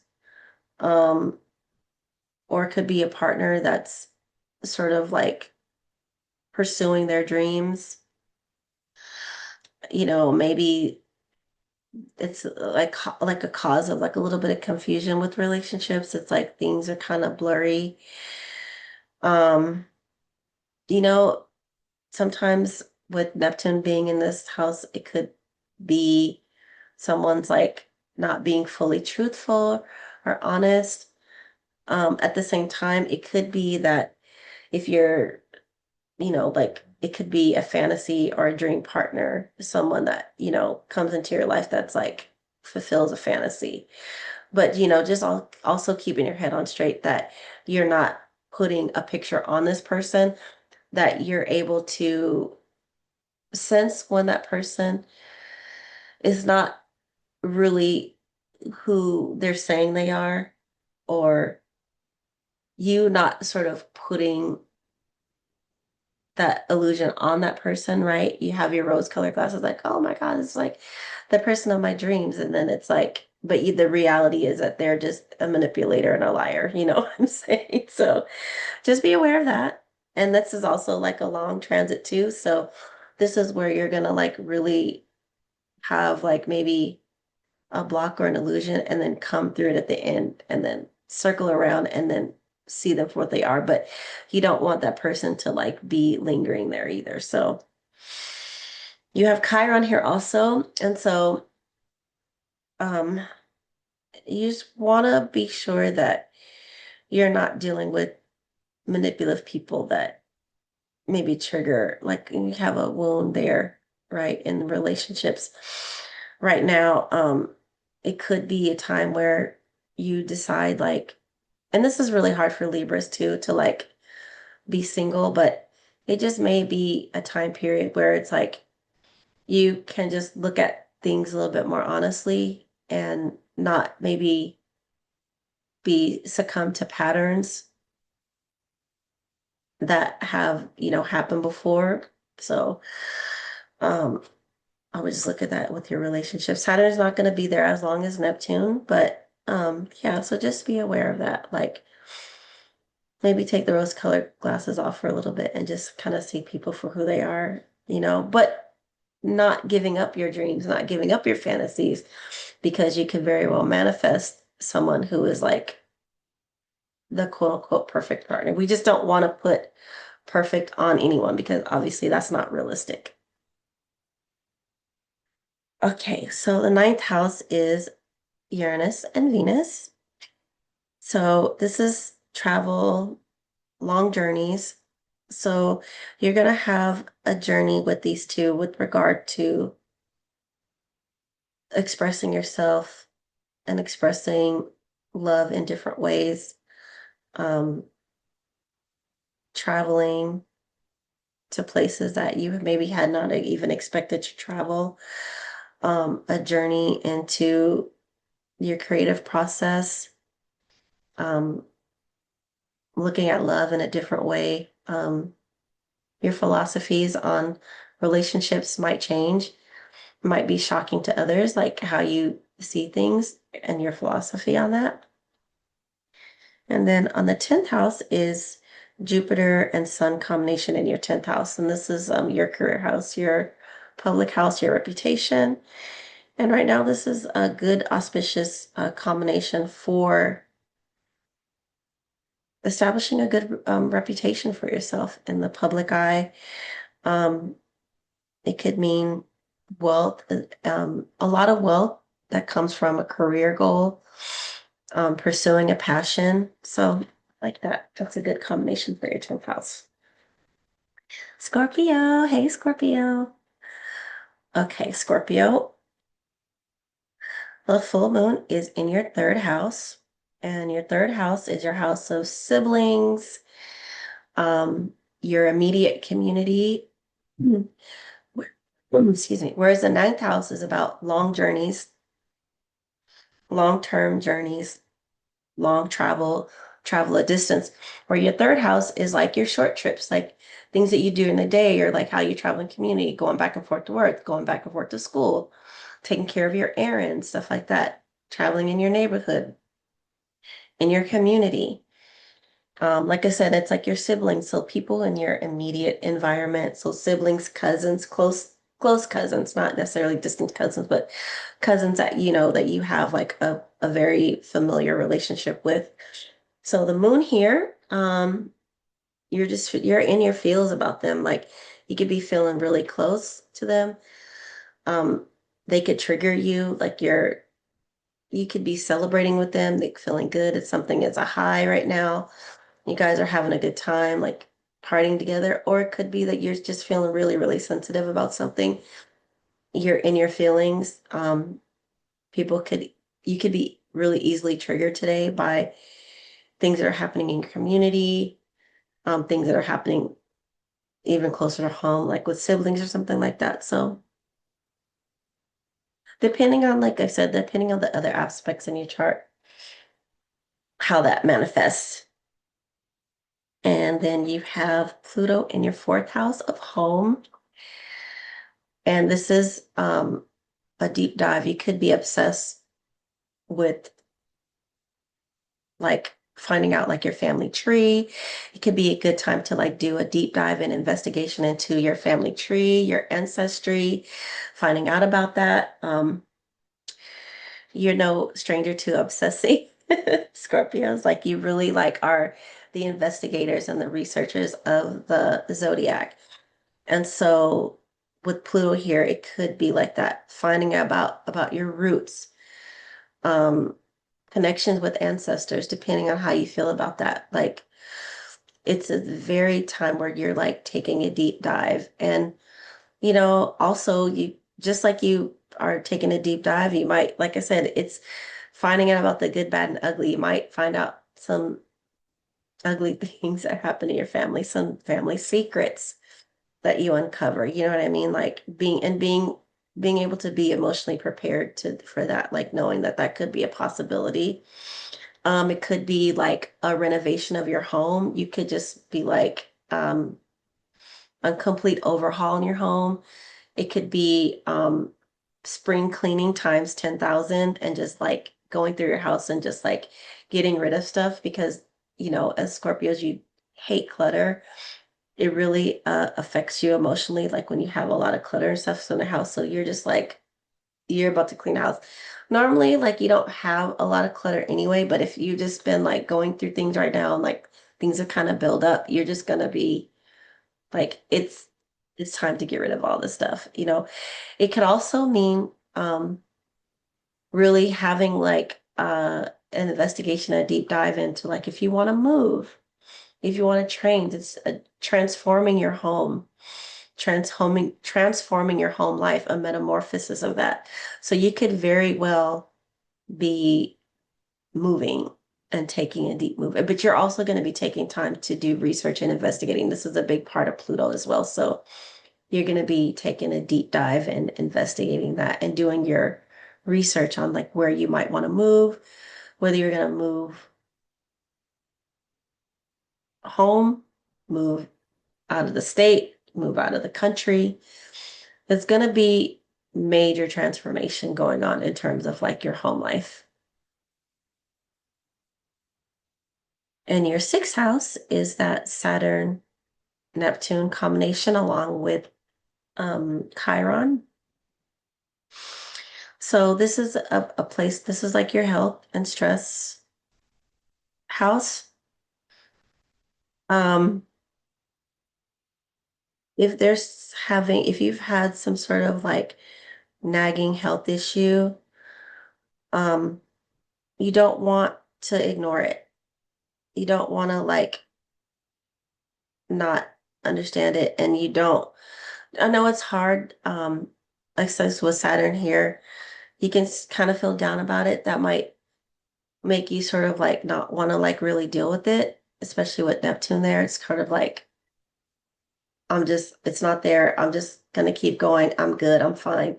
But you don't want to do that. You definitely don't want to ignore anything, especially something that you've had some sort of like nagging thing happening to you. Like take care of it. And take care of it now. And so that would be my suggestion on that. You have Uranus and Venus in your eighth house of shared resources. And you with partners that you have, especially like long-term partners that you trust, like you tend to be as one. So this is a place that you feel comfortable as far as like shared resources, like being one with your partner and everything being shared and together. And so with here, you might feel a little bit differently about that, like your relationship to that. It could be that you come up with creative ways to continue your shared resources. But it also could be that you are like breaking from the status quo, whatever that means in your shared resources with a partner or like whoever else you share resources with, right? Like you might just suddenly like change up and want to do something a little bit different. And it could come unexpectedly to the person that you're sharing those resources with. So just keep in mind that just be like communicate, just like don't necessarily like change up because sometimes it could be a spark or a surprise to yourself, but just as long as that you're communicating with your partners and letting them know, letting them in on like sort of the process, then it should make things be a little bit smoother with like changes that are definitely happening because of Uranus being here in your eighth house. And it's going to be here for a while too. So Venus softens up the blow, so it's a little bit more diplomatic. It helps not make different changes or like how you change up. It calms the chaos down a little bit. It calms the disruption down. So, like I said, it kind of like smooths those things over. So that's a good thing with Venus being there for the time being. It's not going to be there for the whole time, just for like it's been there for this time being. After Venus leaves, all hell breaks loose, but at least for the time being, you can able to smooth and maybe that helps the transition so that once Venus is not there, it's not so like disruptive or chaotic, right? But also Uranus being here, it could be that you find innovative ways to do things differently with your partner. So, and also too, I forgot what the other ones that also involved in the shared resources. We share ourselves with our partner. And so that's why that deeper sex, that intimacy that you have, not just like in the fifth house where you have like sex for fun and like the excitement of sex, but like the deep, intimate sex of melding and coming with one with your partner. Um, like you might come up with new innovative ways to do that, right? Like you might just like come up with some like different combinations that surprise your partner, like, oh, how about this, So kind of mix those things up too, kind of add some spice to the sex life. So there you have it. And then in your ninth house of travel and journeys, you have the sun and Jupiter here.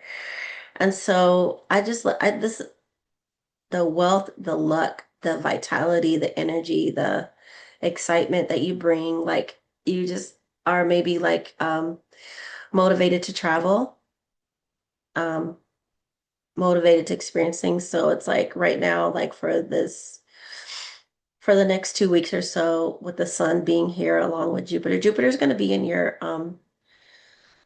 ninth house a little bit longer than the sun because the sun is like in each house for like about a month or like for the season. I'm sorry, for the season. So it's about a month, right? Each.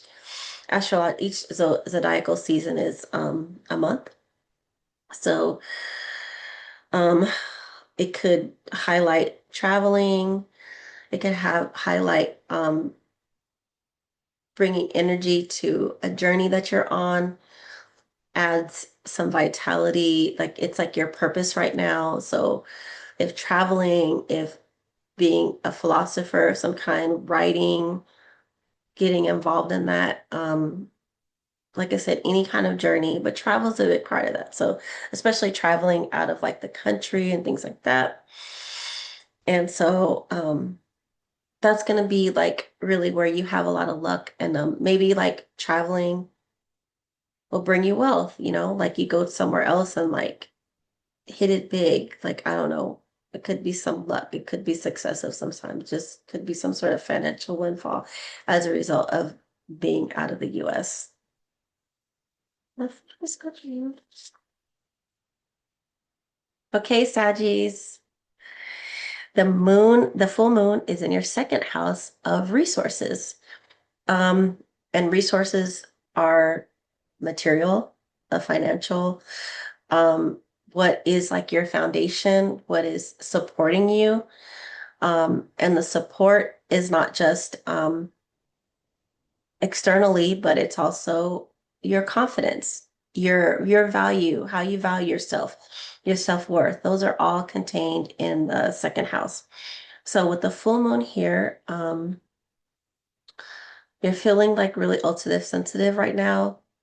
You're in your feelings. It could be that you're celebrating a win in your finances. It could be that something happened that just bolsters up your confidence, and you just like are feeling really good right now. Everything is heightened. You're just ready to just go all out. And so the moon here is just being that's adding like some sensitivity and emotion to like your resources. It's not like earth-shattering major change, especially since the transits for the moon, but just temporarily could just be in your feelings about something having to do with like support you have. Maybe you don't feel supported, so you're feeling some kind of way about that. Or maybe you are able to rely on support that you do have. And so, or there are people are there to support you in your time of maybe need, something you're feeling sensitive or like in your feelings about. So that's that. Pluto is staking its claim in your third house of like your community. You could be really invested and sort of taking a deep dive into what's happening in your community. You could decide to become involved in things happening in your community, local government, the local environment, what's happening. Like it's something that you become like really, really obsessed with and really like into. You could also like do an investigation of what's happening in your community, your neighborhood, whatever. You could go down there and you can see as you're taking this deep dive and investigating, you might find out some things that are happening. Maybe there's corruption happening. Who knows? Like, but you're going to be, I mean, you could be like a mini journalist and report on this or whatever the case may be, but this is something like that.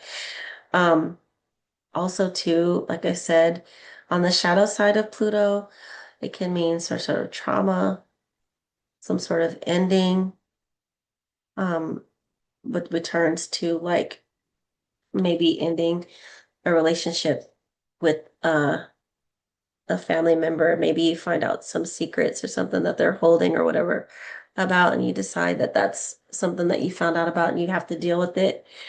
Or just could be that you become like the bonds that you have with your siblings and your cousins and your community become really, really solidified and really like a source of trust and community for you.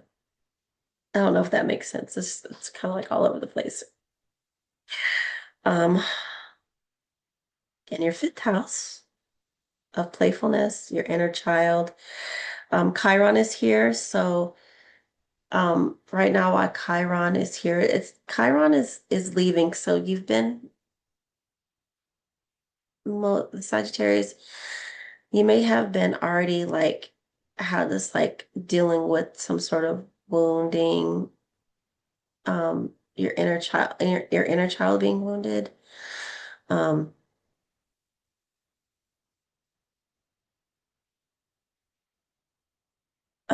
could be like a source of pain for you right now, or it could be a place where you've healed and you're helping others find their joy. Um, the moon and Chiron right now are square to each other, and it's a great um, it's a great combination for therapy and therapists because you being really ultra sensitive right now, you have a heightened empathy and a heightened compassion that helps you to sort of connect with someone on a therapeutic level, on a healing level. It could mean that you're connecting with your inner child in this way. So you're able to kind of like help heal that, help self-soothe your inner child. Sagittarius, Saturn and Neptune are also here. So it's a way for them to really connect with you. And you're ultra sensitive right now, and your compassion and your empathy, and you're able to see that in other people, with especially with Neptune here, is a real asset. So you could be talking about yourself and coming into like healing the wound for yourself, or having healed and helping other people heal that too, and help other people heal their inner child the way that you have, and you can be like a source of support for them, right? And with moon being in the second house of resources, you could be that resource for other people and helping them heal. Okay, then you have Uranus and Venus in your seventh house of relationships. So Uranus can put like a different spin on your relationships. You might seek out partners that are rebels. You could seek out partners who, like I said, are rebels or revolutionaries. You could create a relationship that is very innovative and unique and different. Um, or you might feel like you need a little bit of freedom from relationships, or relationships that feel freeing to you, those that don't feel confined. And you're already like in that space, Sagittarius. You do not like anything trying to hem you down or put you down. So with Uranus being here, it supports that even more. You might feel like it's a relationship that has like kind of confined you and brought you down, and you just like, I'm over it. And you're even more willing to break off from that relationship than ever before. Uranus is going to be in here for a while. So that arc of maybe either a quick relationship where you hook up with somebody really fast. Sometimes it doesn't last. Sometimes it's like some kind of unusual, out of this world relationship that you just like never imagined before, that just like came into your life unexpectedly. Unexpectedly. With Venus here, it heightens that need to have that kind of relationship or connection with someone. And Venus isn't going to be there this whole time, but Uranus being here in your seventh house is really going to have a lot of shakeups and chaos disruption. Like if you have collaborations with people, it's not just love relationships, it's business partnerships, it's any one-on-one relationship that you have with somebody. So, um, like I said, you might find unique ways to connect with people. You might connect with people who are very different, eccentric people. So yeah, it's going to be a very interesting time with Uranus in your seventh house, Sagittarius. And then last is the Jupiter and Sun in your eighth house. And so this month, it's a highlight on your shared resources.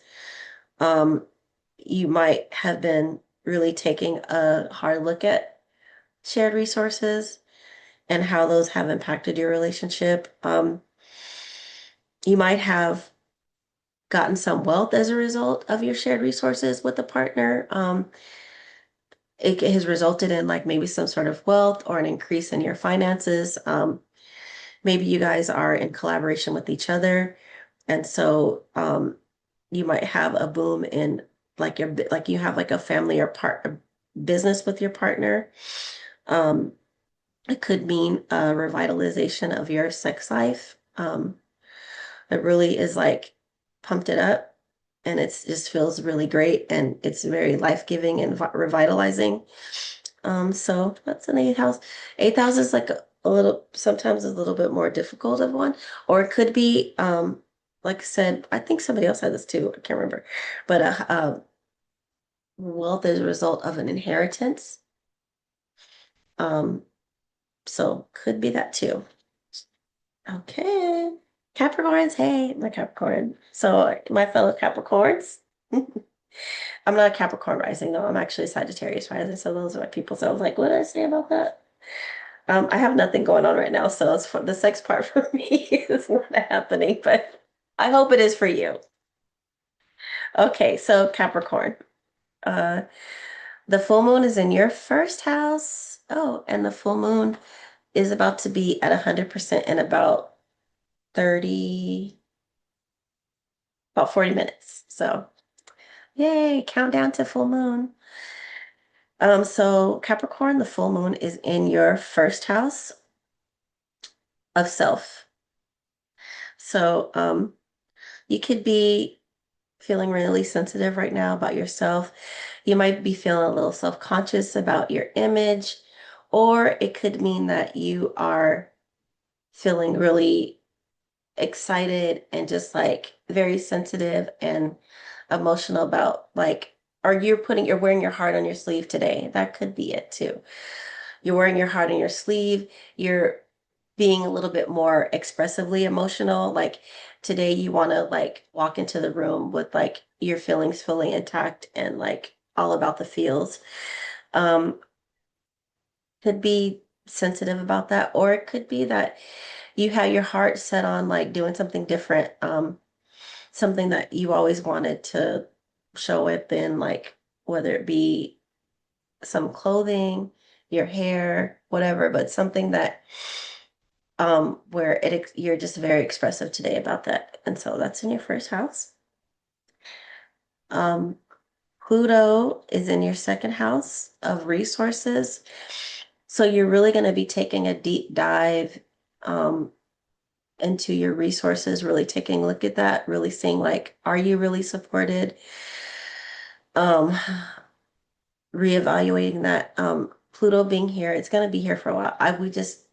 The Sag just experienced Pluto in there, and um, it could be either a great windfall for your resources, material gains. It could also be devastating losses when it comes to finances. Um, it could be a lot, or just you like really looking at the way that you utilize your resources, really looking at what you really, really have and what you need to support. Really taking a deep look at like your value and your self-worth and really doing that, maybe even some seeking therapy around things that are maybe a sore point when it comes to that, right? So we have Chiron in your fourth house, a family, ancestry, tradition, your private life. Chiron being here, there could be where you're looking at old family wounds, ancestral wounds, right? Deep wounds that are like run through your DNA. So maybe looking at breaking generational curses, um, looking at what has been like an ancestral wound in your family and taking a looking at that, maybe looking to heal from that. Um, Saturn and Neptune also here. So,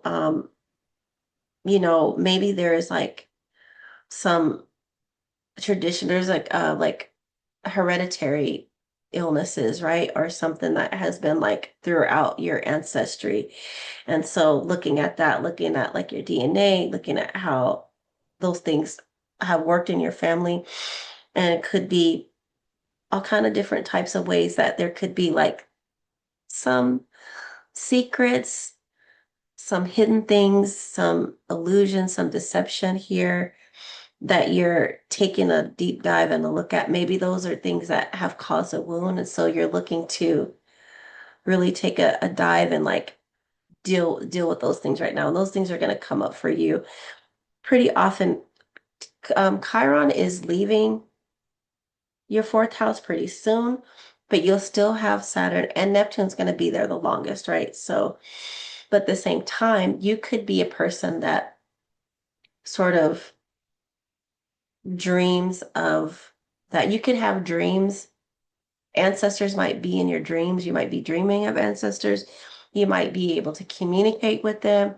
It could be a heightened intuition and almost psychic ability when it comes to like your ancestors and all that kind of stuff. So it could be either way. You could be looking at this in terms of trauma, or you could be looking at this in terms of having a real connection with them because your intuition and your sensory perception and your psychicness is going to be super heightened when it comes to your fourth house. So I don't know what you practice, but it could be a way of communicating with them.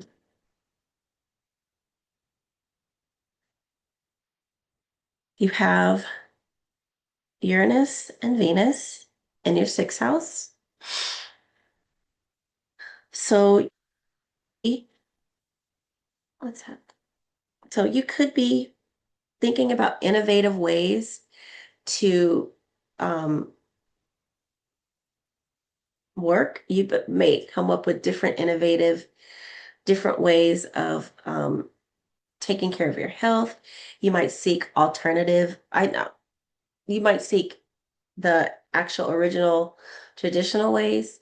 I had to stop myself by saying alternative because that's very much a capitalist idea that herbs and um, things that are natural, all the quote unquote alternative, when all of the pharmaceuticals are derived from herbs and plants, and those are the original medicines, right? So going back to the original way of doing things differently, you could find different ways of taking care of your like you come up with innovative ways to like deal with like the grunt work. And so revolutionizing the way that you do things, the way that you take care of your health, the way you deal with stress. And so Uranus also can bring a little bit of disruption, a little bit of chaos, a little bit of like unpredictability. So really, really, really being mindful of your health while Uranus is here because um I just experienced this for myself, and it's like, I mean, obviously like being a baby senior, I'm also dealing with menopause, but it's like different things I have never dealt with before all of a sudden cropped up, like high cholesterol, um, A1C rising, things like that. It's like, so just being aware, like don't let the surprises like get you down, right? Because you can just feel like, oh my God, like now I got to deal with this, and now this is cropping up, and it's like I've never dealt with this before. But just making sure that you are very vigilant with taking care of yourself and coming up with innovative ways and different ways of dealing with stress. Those are going to be very, very helpful for you in terms of like dealing with your being trying to rely on being innovative with your health, dealing with stress, dealing with your daily things, and sort of revolutionize the way you do things that will create a whole different world for you and open up possibilities, right? Venus is here for a while too, so you're going to be really invested in what you love. And you're also like seeking comfort. So, you know, wanting to like comfort yourself, ease stress with ways that are like comforting, a little bit maybe indulgent. So you got to be aware of that with connection with your health because with Saturn here, I mean not Saturn, with Venus here, you might really like your sweet tooth might. I mean, if you have a sweet tooth, it's gonna like magnify that. If you don't, all of a sudden you might like come up with like wanting sweets all the time, wanting to just like things like chocolate, cook like things that like have like a lot of comforting sugar to them. It's like chocolate and things like that that do, release like serotonin, like feel good, like you want to feel good, right? But just do that in moderation and be aware of that because it could also contribute or compound like anything health wise that you're dealing with. So just be mindful of that. And then last but not least, you have, oh, I like it. In your seventh house, you have Jupiter and the sun. And so right now with the sun, um, with Cancer, during Cancer season, you're really, your focus and your motivation for that Cancer season is your relationships, right? So you really take a focus on relationships. You're very motivated by your relationships. You seek them out. And with Jupiter here, there's a lot of luck. So you're having luck with like your collaborations, you're having luck with your relationships that you're having with people. So all those things to keep in mind. But with that great combination of the sun and Jupiter together in your seventh house is a great time to make really good connections with people, connections that could possibly bring you wealth. It could bring you financial wealth. It could bring you some kind of success. It could bring you some kind of luck. It's very auspicious transit for you in your seventh house. So enjoy. Aquarius. Hey, Aquarius. Okay, Aquarius. The full moon is in your 12th house of it's like your cave, right? This is what I talked about before. The 12th house is like the cave. It's like your spot where it's just only you and you keep everyone out of, right? It could also be a house of your self-undoing, which calls into like self-sabotage, the way that you kind of like dead your own things that you want to do, right? Um, it's also the house of like where you purposefully isolate yourself. It's where you have your alone time. That's why I call it the cave. It's where you go to escape, right? So with the moon here, you're really, really, really sensitive right now, like a lot more sensitive than maybe you're used to. Uranus is here. And so that could also make your feelings kind of be all over the place. So having that feeling that for the next couple days, you're not feeling very social. You kind of just like want to be to yourself, have your alone time, and just being really, really sensitive about that. So um I think that that's kind of like what's different for you. If you have to be around other people for whatever obligation, just be aware that you could be a little bit touchy more than you're used to. You're not like one of those ultra sensitive, touchy type of people, but right now you could be for the next couple days. So just be aware of that. Okay, and then Pluto is in your first house. So this is like a really, really deep dive in yourself. So you're really gonna like be obsessed with like your self-image, really like taking time to invest in deep transformation. Like once Pluto is here, it's like a super metamorphosis. When you come out of it, people not recognize may not recognize you anymore. You are definitely going to be changed with Pluto being in your first house. Like so, it's everything from your exterior, how you look, how you do your hair, how you dress. You could completely change how you present your image, but it also is about you yourself internally and you as a person and how you want to move in the world is going to be a complete change in manifestation. And it's just beginning now. And it's in your rising sign of Aquarius. So it's very much about how you are seen and how people see you and transforming that, however that is, and whatever other planets you have in there are going to be more specific with what that pertains to and how, and then other houses that connect to this and like what that means as well. And it is going to affect your relationships because your first house is in opposition to your seventh house. So there is a connection there. So um, it could be how you completely transform the way you show up in relationships, the way that you prioritize yourself versus your relationships. So, like I said, it's big major changes, and it's once you come out of that, it's going to be life-changing things that are completely different for you and change the way that you move totally. So, in your third house of community, of neighbors, of your siblings, you have Chiron here.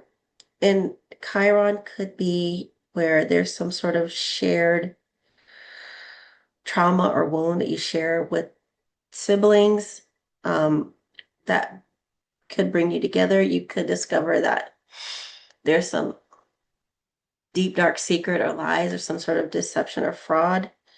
Necessarily, not necessarily happening from a sibling, but could be cousin, could be a sibling that has caused some sort of trauma, has caused some sort of, they're lying to you or like not being upfront with you or creating a situation where they're not completely honest or truthful with you about something that's happening or maybe even a wound from a past, right? And you discover that your family has lied to you about something this whole time. I don't know, it could be, right? But also, it's a source of healing as Chiron is in the last degrees and it's moving away. Um, it might be that you're now in a healing process. Um, you might have like a real deep psychic connection with your siblings or whatever. But definitely, even though I'm not sure where Mercury is in your chart, but this is also like a source of working this out.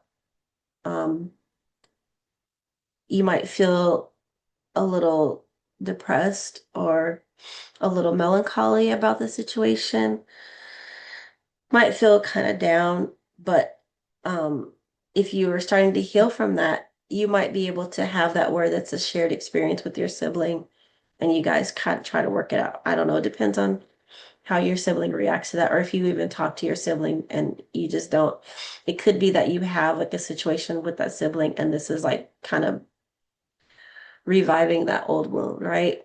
Or something the case may be, that you feel like maybe you discover that you maybe have not fully healed from that yet, but maybe you have, and you're showing compassion to other people or that sibling.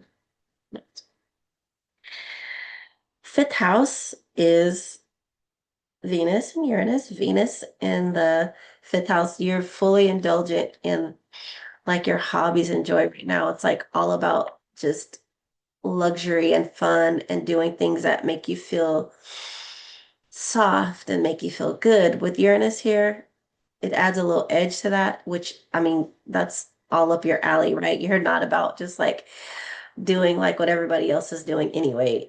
Aquarius, you like doing your own thing anyway. So this combination for you in your fifth house is great. You might discover like some hobby, or you might do something different right now, or um you might be soothing your inner child, or just like dealing with maybe like a little chaotic relationship to children. I don't know if you have children. You might think of innovative ways to like be with your children, do fun activities, think of things, think outside the box and revive those relationships. Or you might have a sudden change in the way of perspective if you don't have any children.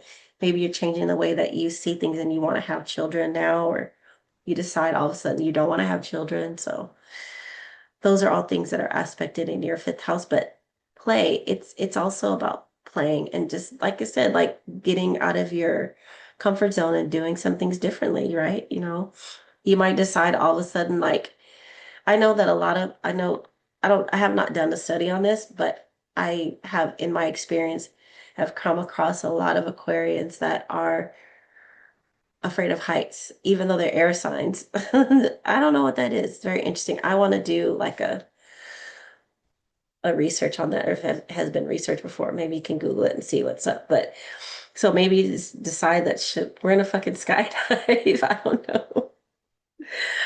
Oh, you just all of a sudden just come out of your shell and just like break out and just be like, I'm doing it. I'm jumping out of a plane. But I mean, it's very unlikely, but you never know. With the Uranus, it's like I said, it's very unpredictable, so you just don't know. And then last, you have Jupiter and Sun in your sixth house, which is a really good transit for your sixth house. It's highlighting health. Um, Jupiter is wealth, so it's like health is wealth. So it could be a really healthy time for you.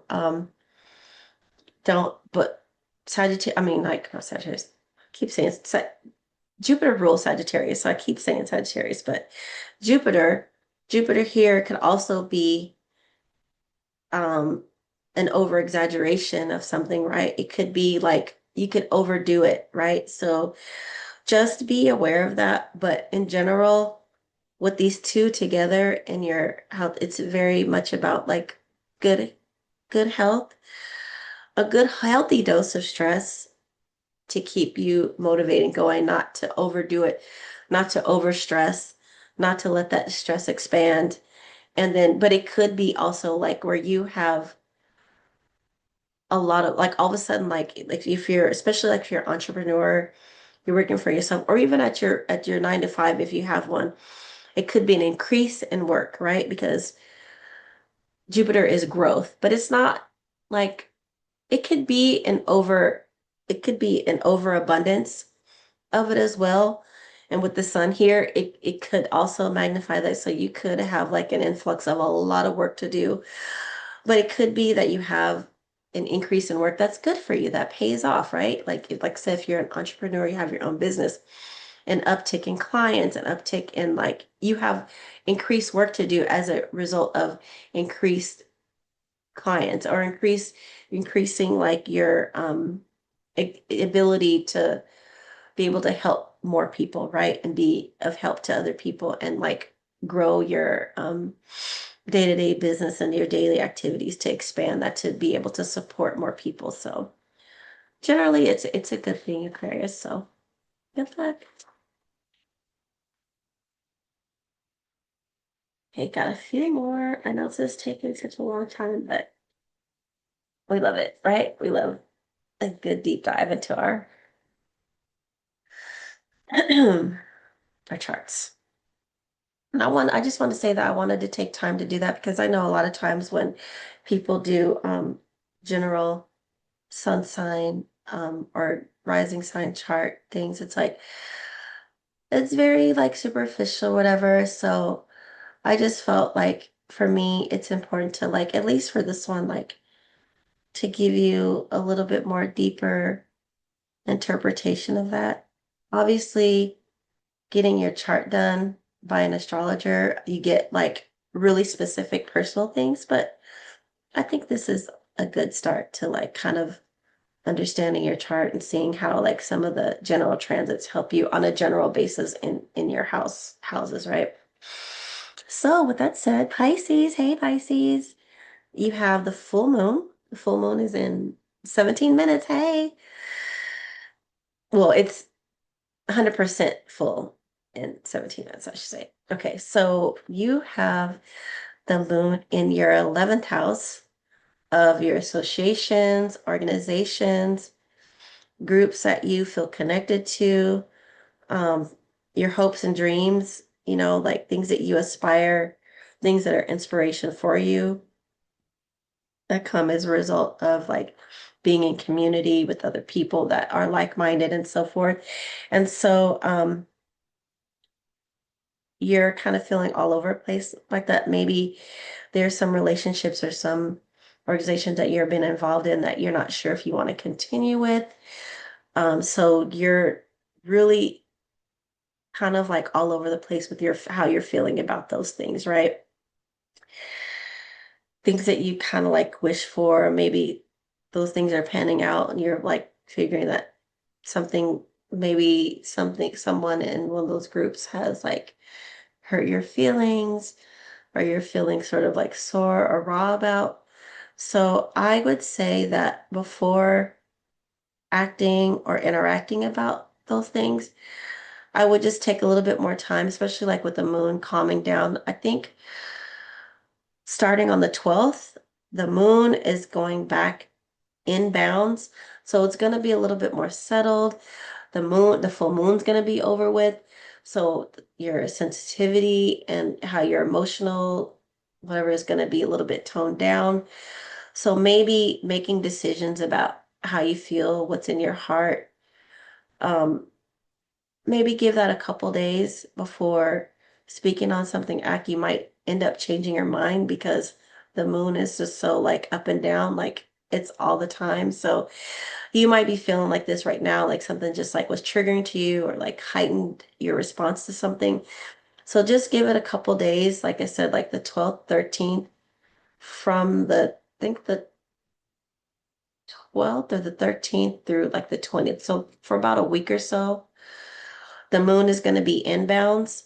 So maybe that's when you want to kind of like maybe reevaluate how you feel about something in regard to like your associations, people that you're like in your friendship group, something that somebody kind of like pissed you off about, or just maybe hurt your feelings and maybe sort of like be removed from it. That would be more so like maybe removing yourself from that. So you have time to like look at the situation and bring a little bit more like thought to it. And when your feelings just are like all over the place, you want to just break free and just be like that. I need freedom from that. I want to split from that. So let that emotion like feel that. Like that's not to say like to deny your feelings, like feel it, but maybe do it where you're kind of like doing it in a private space where you can come back. And then if you still feel like that, at least you can have like a more solid, stable look at it rather than like just operating off of pure emotion. Okay, so Pisces, you have Pluto in your 12th house. Your 12th house is your house of undoing, like your cave. With Pluto here, you really, really, really, really, really are taking a deep dive into your personal space, um, escape. Just be mindful of how you escape. And, you know, Pluto can sometimes bring out the obsession in us. So just being mindful about like being like obsessively reclusive, like we do need to get some sunlight. We do need human connection. And so just shutting yourself off from the world doesn't necessarily, and escaping into like your hole in your abyss doesn't necessarily like always is the healthiest, right? Um, but it could also be a time of solitude and isolation where you really are taking a deep dive into like what ways do you self-sabotage? What ways do you sort of cut off your own blessings and things that are coming to you? So it could be that time of kind of like investigating that, looking at that, um, just being aware of like substances and that becoming a substance as well and escaping through those means as well. Like just being mindful of that because Pluto and Neptune are in a sextile with each other. So it's complementary. So as you obsess and then also you kind of go into a delusional state, um, kind of like escaping reality a little bit. Just be mindful that you're doing that in a meditative, spiritual, psychic, cleansing way and not a traumatic, destructive way that could harm you in the end, right? And transform you in ways that you don't want to, right? Because Pluto is about the metamorphosis and the transformation also. So we want to do that in a way that's psychically healing, spiritually healing, um, and for the betterment of really looking at the ways in which you might self-sabotage and harm. And like deep meditation, deep journaling, therapy is an amazing way to do that. However you seek that, however, whatever is therapeutic for you, not just be like to a therapist necessarily like this. I mean, and that's something that I've learned recently too. Like obviously therapy is not the only way that you are able to heal and stuff like that. Like you do that spiritually. However it is that you find to do that, take that deep dive and take that time to do it in that way that's nourishing to you. And it's like, as you're taking this deep dive, you're not sabotaging yourself as you're trying to deal with looking at the way that you sabotage and escape in a way that's a healthy escape, right? So next we have Saturn, Neptune, and Chiron in your second house of resources, your support, your material finances, what it is that is supporting you and sustaining you, your self-worth. And once again, like it's Chiron is at the end of the road in that house of your second house. And you have probably gone through sort of a cycle of sort of dealing with some old wounds uh, with regard to finances. Maybe you had to like get out of a financial rut, or maybe like your ancestral relationship with money, you've had to heal that.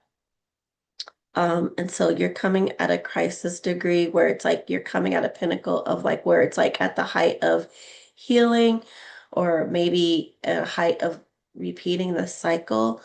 And hopefully in conjunction with Pluto being in your 12th house, that it sort of reaches out to that second house of like, here's where I'm going to dive deep and I'm going to continue to heal this.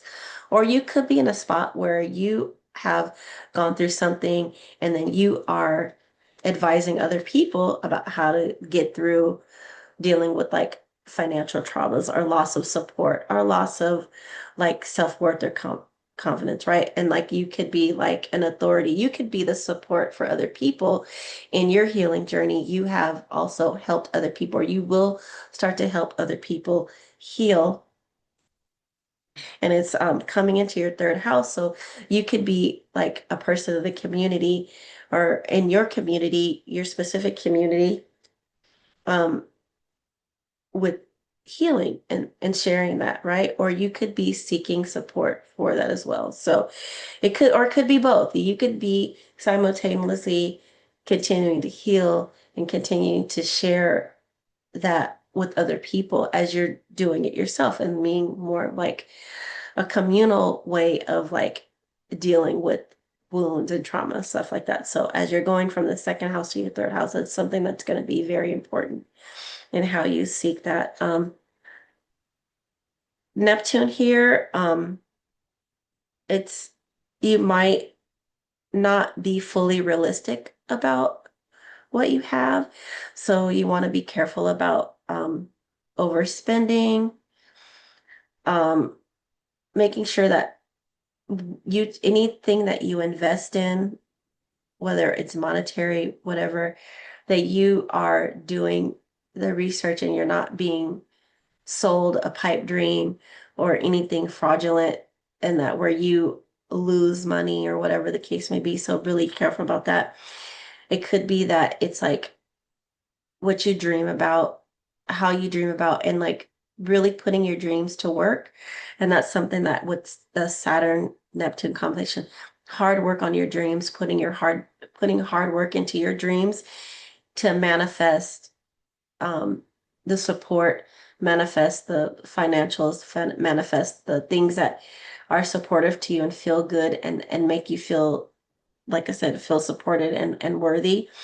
So that's a way that you can utilize those things to your benefit rather than them being like a source of like being depressed, because it's like, yeah, you might, if you're in a situation where you're not feeling supported or you're not feeling stable, that might bring on feelings of depression, and this could exacerbate that. But then you want to be like, okay, but now this is where I can make change and I can work hard for my dreams to make them happen rather than making it seem insurmountable and I can't move forward.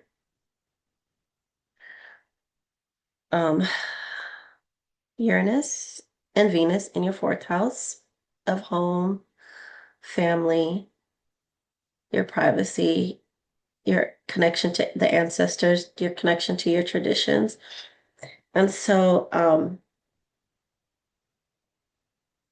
your familiar relationships, you might change up, might be something that kind of shakes up the family foundation. It could be a connection with the ancestor that kind of like reveals something completely different.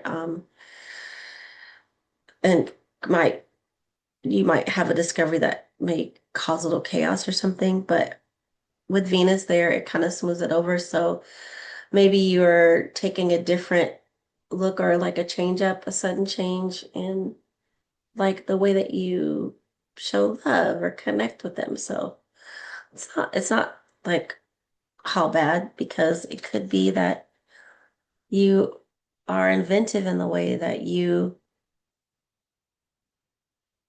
deal with that. Also, you could totally change up your house. Like you could like completely change everything in your house or where you live, your apartment, wherever you're living in. Like I say that your home in terms of like that, but you could just this sudden like change up of everything. Like you just suddenly have this inspiration and just want to like do everything differently in your house. You might this is also like of a shakeup too. So you might leave. I don't want to say you might necessarily lose your house, but something surprising could be happening in relation to where you live or a familiar relationship could take a drastic change. Or you could like discover family somewhere that you never knew was about like you were just like doing something you're like, oh my God, or run into somebody by surprise. So it could be something as simple that didn't have to be super hardcore and devastating. Next, we have the fifth house. We have Jupiter and the sun in your fifth house. And this is really good for your emotional spirit in terms of like a sudden urge to just want to have fun and be playful and like tap into your inner child and do things that maybe you hadn't done before and or maybe you come up with an idea that's connected to a hobby. Maybe you had a side gig or a side hustle that you decided to really like put your energy to invest and then as a result like you start seeing some success or you start seeing a little bit of wealth in connection with that, so those all things are possible. Okay, so now we have Aries. Hey Aries. Aries, the moon is in your 10th house of career, your public life, your reputation. And for the next couple of days you're going to be feeling really sensitive, a little bit emotional, um, and you're gonna be wearing your heart on your sleeve. And in terms of like your career, you might have like a sudden change of heart. It's fleeting though. The moon isn't gonna be here. It could be something that could be like a beginning of something, a spark of a change. Um, that's it sets it off, or it could just be a passing phase and you go back to feeling how you feel. It just depends on what's going on. Like if you're already like in some sort of questioning about something with your career, or you're already in a space of like needing change or wanting to do something different, then having the moon here could be a spark. It could be like a heart, how would I say that? It could be something that was in your heart that you decided to bring out and like express that and show that. Like I said, it could be fleeting. It could be just like really the couple days that the moon is there. Like remember that moon is out of bounds, so it's that's kind of chaotic. So if you're feeling some kind of way, or you're feeling sensitive, or someone has hurt your feelings, or like caused some sort of sensitivity to pop up in you, um, I know it's like the with Mars there as your ruling planet, like it could make you very reactive. So I would just know that, right? I mean, sometimes a pop off is a pop off, right? But you don't want that to have some sort of interruption or cause any chaos with like your career or your reputation. So just be mindful of that and keep that in mind for the next couple days, that you don't want to do something or say something just off of pure emotion and a pure sensitivity and pure feeling, that you might want to have to backtrack on later. So let's just looking at that. There's just like a warning about that. And Pluto is in your 11th house of your associations, your organizations, your hopes and dreams. So this is where you're going to take a deep, deep dive into looking at your associations, your friend groups, your people that you organize with, people that you just, your group dynamics, right? You can also take a deep dive in looking at like what you dreamed about before, like feeling hopeful about things that you wish for. You might take a deep dive in that and discover that you really want to like hone in on that, and just really lock in and have a deeper relationships with friends and associates, a deeper, closer friendship with like your groups. So really get entrenched, really get involved. Um, really like obsess over something that you want to do, and like things that you wish for, right? And like the power of transformation and manifestation too. You could end up enlarging your scope of association of friends, or you might decide that after a deep dive and you see what is really there, the good, bad, and the ugly, I always say with Pluto. And so you might find yourself at the end of this in a completely different friend group, a completely different set of people, right? A completely different environment. So, or it could lock in and deepen those relationships with those people that you do have with them. Then you have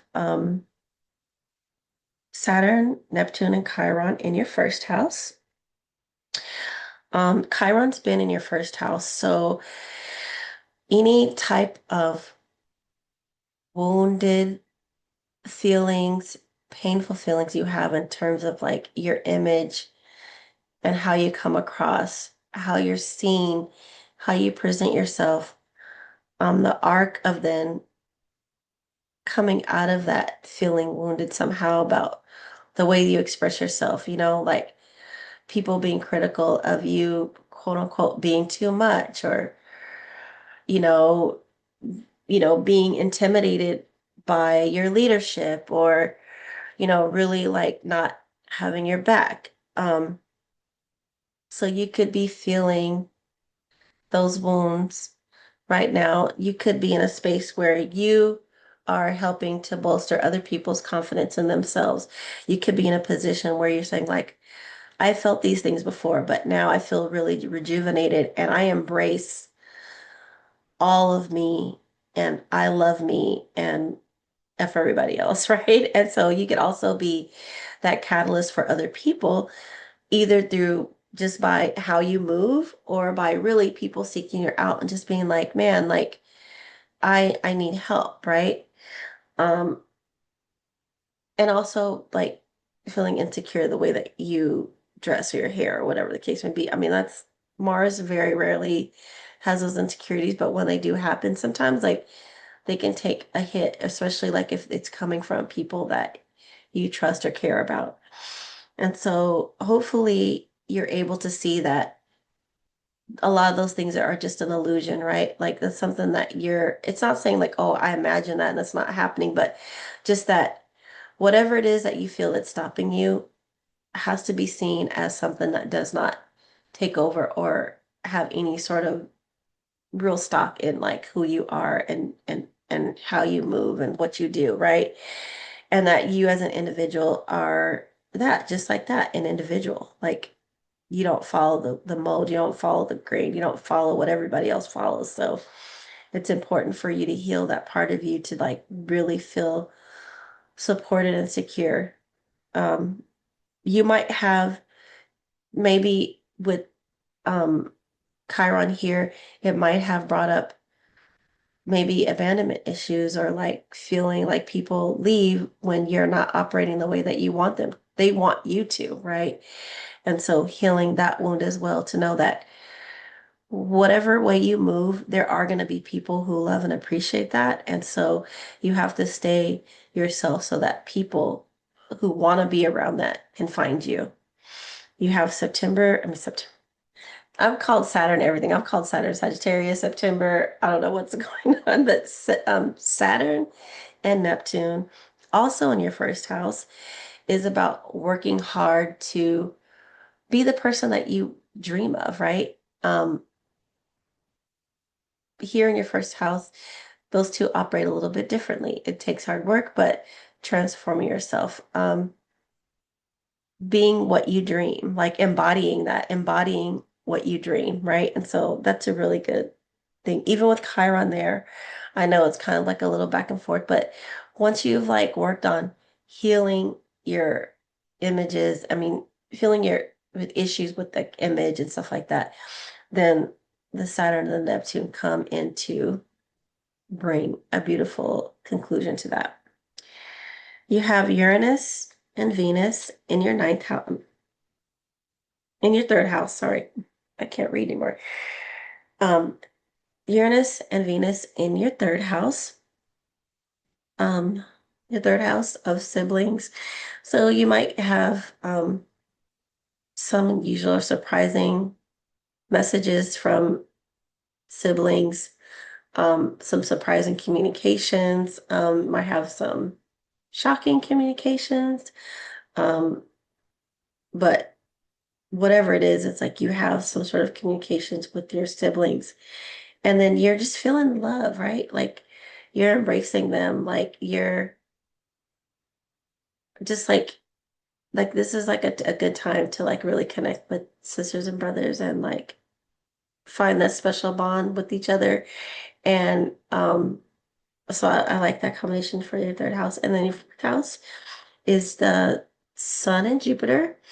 So with this month with Cancer season always brings about like transits with the sun in your home. So it's a really, really focused on your home. And again, those are renovating, moving, changing your living situation, right?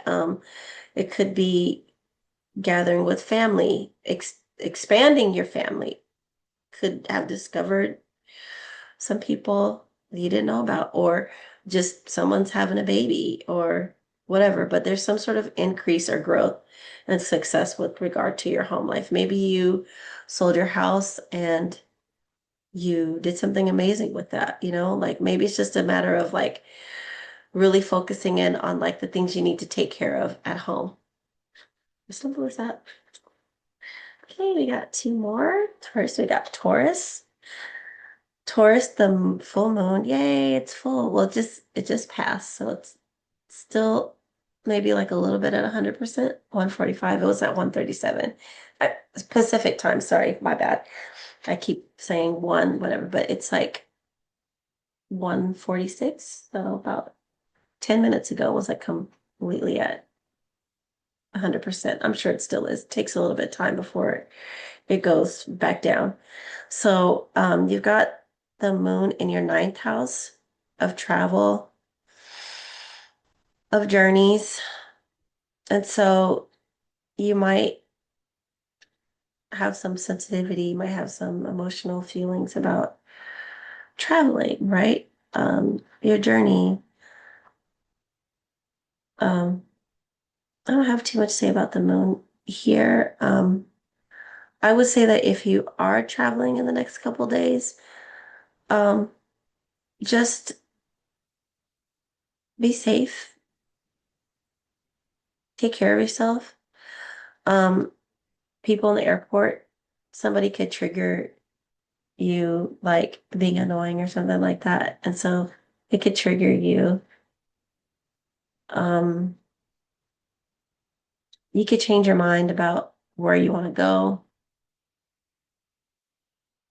So yeah, it doesn't have like a super impact at this time, especially because of moon, unless the moon is in your ninth house. If your natal moon is in your ninth house, then you're gonna have a lunar return and then like some kind of way or some sensitivity you have about traveling or your philosophy about something, it just adds an added layer of um, spark or maybe like something chaotic or disruptive happening, right? With regard to your emotions. But, it might make you a little bit more moody. And so if you're dealing with others, I'll just say just sort of like kind of take time to do something and kind of work those feelings out on your own before expressing to the people.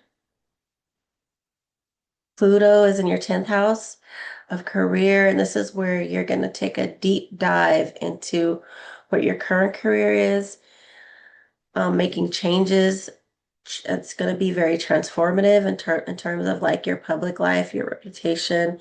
There's going to be a metamorphosis happening with regard to your career, whether you are seeking to dive deeper in your career, um, maybe at the level you're at, maybe increasing that, maybe completely changing that, changing the way you even look at career. It's going to be a transformative time in terms of like your public life, your career, your reputation, your legacy, what mark that you're going to make, right? You could make a huge mark on that. And it's with that, and that's going to be a while. So you're going to have major transformative changes with regard to your 10th house and your career. You have Chiron in your 12th house, then Chiron in your 12th house. Um, this is about your house of your hidden enemies, maybe some old wounds or scars that are like being sort of drummed up right now with regard to how the moon is with making that a sensitive point right now because those are square. So the way that your moon is affecting or sort of like maybe bringing that up to the forefront right now, maybe making that like really hyper aware of that right now. And so, like that, once again, it's taking time to just like having some alone time where you're not snapping off and like someone's not triggering you and you just like maybe there's something that's like come to mind. Maybe I thought about that. Maybe it's something that you haven't dealt with.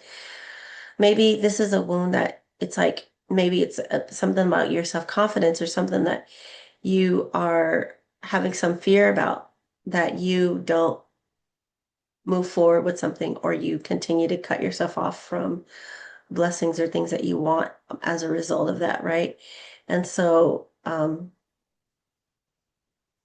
Neptune might make create confusion into like maybe being able to really look honestly about that and the way that that's working in your life right now. Maybe it's where you're just sort of like not wanting to deal with that, just sort of escaping that, but it's causing an issue, especially right now with like maybe if there's something you're trying to get done. And so that also goes into the 10th house with your transformation and your deep metamorphosis with regard to like your reputation, your career, your work. So maybe there's some connection there with that. And so with the 2 days, maybe this will create a space of like inspiration for how you're really going to look at this honestly and deal with that and start to heal that for yourself. You have Uranus and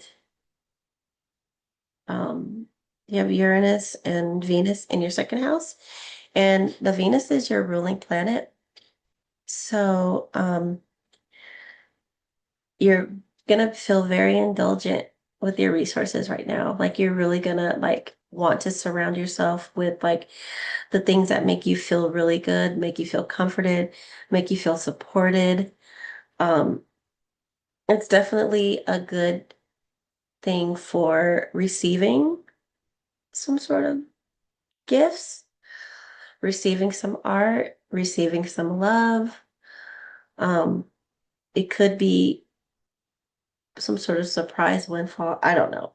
I'm just riffing off the top of my head, whatever, but it does create like an unusual or a different dynamic or a different way that you're used to moving in terms of like your resources or whatever and what you're supported. Um, it could cause a little bit of chaos with your financials.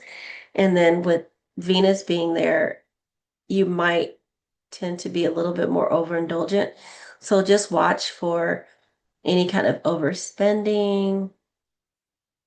Yeah, just watch that because we all love to be comforted, and then like to have that exacerbated by having your ruling planet there and Uranus in there, like it's kind of like maybe a little bit, or maybe indulging in like something that makes you feel comfort food, comfort desserts, some new shoes. Yay, shoeaholic here. So yeah, so just be aware of that and know that it might happen, but just don't do something that's gonna create chaos longer than a couple days. And then finally you have Jupiter and the Sun in your third house of siblings. And so you might um, grow your relationship with the sibling. Um, you might get some wealth or some sort of luck as a result of a sibling. And your focus right now is like in your community. There might be something in connection with community or neighbors, things like that. Um, short trips, things like that. So, I mean, it's just generally positive. There's nothing really too much to say about that. It's just, it's a highlight in your life right now with your siblings and things that you want you to do in your daily life, your community. So it might, your community might expand. Your community might be a source of entertainment or fun. So doing something like really great around your community is probably like where you're going to stick to versus like maybe like a long trip. And last but certainly not least, Gemini. Hey, Gemini, you have the full moon in your eighth house of shared resources. Um, an issue that you might have with your your shared resources might be a sore spot for you for these couple of days. You're gonna feel heightened and sensitive about that, something that's shared. Or it might be that you're just feeling like, dare I say, super horny because this is the sex area too, and having the moon here and just feeling like just wanting to like break out of the status quo and just like maybe like freaking it up tonight. I don't know. For the next couple of days, you're like a freak of the week. I don't know. Could be. But just know that you're like really sensitive about what's happening here and this area of your chart. And then you have Pluto in your ninth house of travel. So you might explore that. That might be an area for deep diving for you, like where you live. Um, if you're planning on a journey, some kind of journey of yours where you're just like obsessed with it, you're in a deep dive, whatever that journey might look like, whatever it might be, you're going to be entrenched in that. And that's going to be like tunnel vision with regard to that. It's just going to be what your focus is. There's also trauma associated with Pluto. So if you are traveling, especially if you're traveling long distance, make sure that you cross your T's and dot your I's with everything that you're doing, making sure that everything is airtight, making sure that there's no holes or cracks in your plans. And just, err on the side of caution and just being aware of what's happening. 11th house, your associates. there's some sort of like wound or feeling some sort of source of pain um, with regard to associations and organizations. Maybe it was some group that you're involved in that now it's like they did something that you felt betrayed by, or something that caused some sort of like deep hurt for you in social with that, or maybe there was some hopes that you had, some wishes that you had that you were just really looking forward to like realizing in your life that maybe got cut short or was diverted in some way. So you're feeling some kind of way about that. And you have Saturn and Neptune here. And so you could have had a dose of reality with dealing with that. And so it's about being able to reflect on that without just harboring feelings and like being able to heal whatever wound came from that group or that association, right?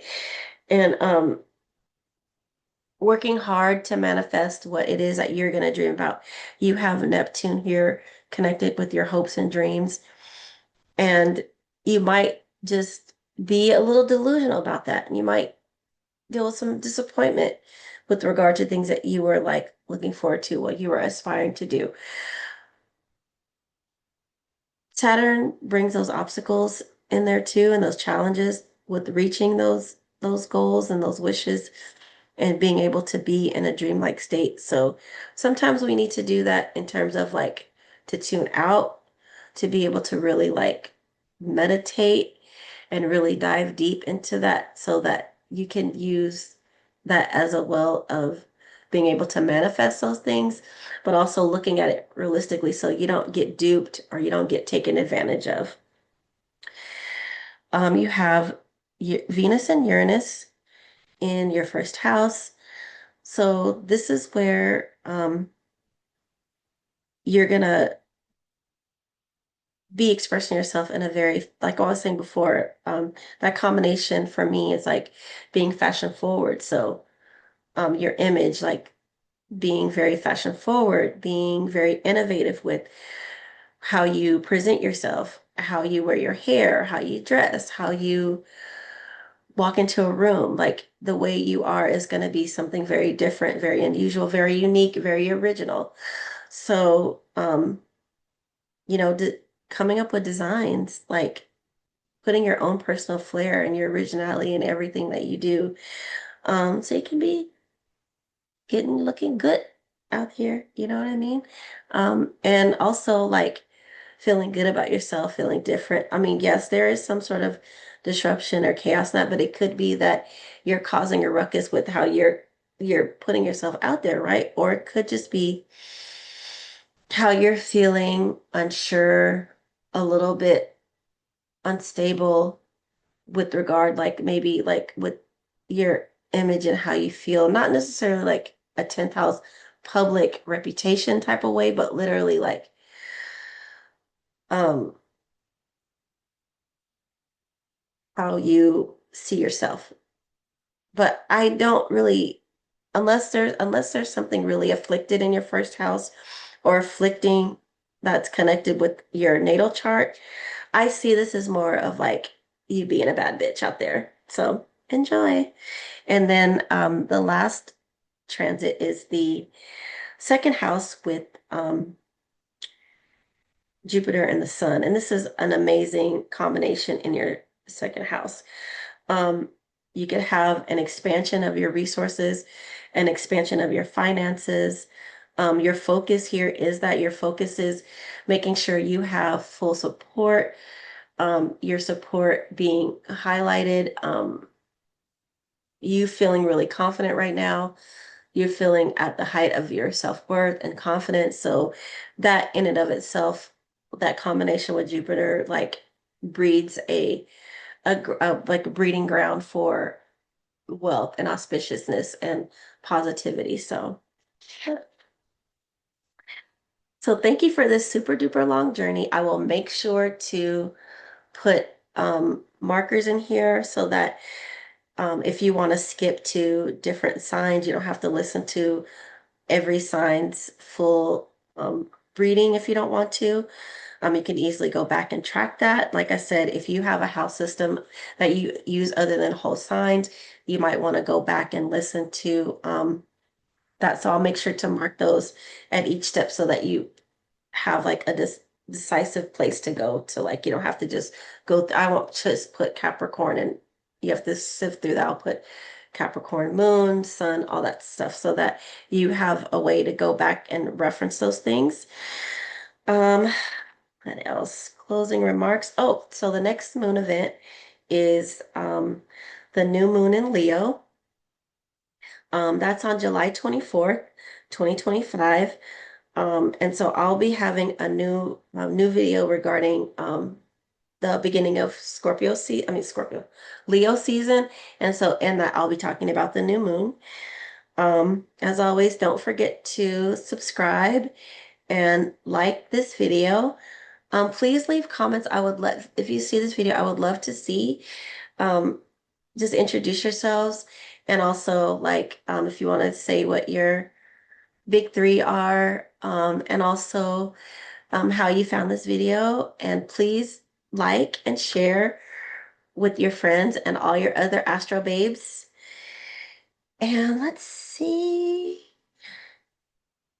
Oh, and also I will make sure in this video at the bottom, I'll share links to the free sites. Some of you might be familiar with them. It's astro.com, it's Astrodienst, and then also AstroSeek.com. Those are two excellent free resources, and they get really, really deep and involved, and they have a lot of super duper great resources for free on both of those. So until next time, take care.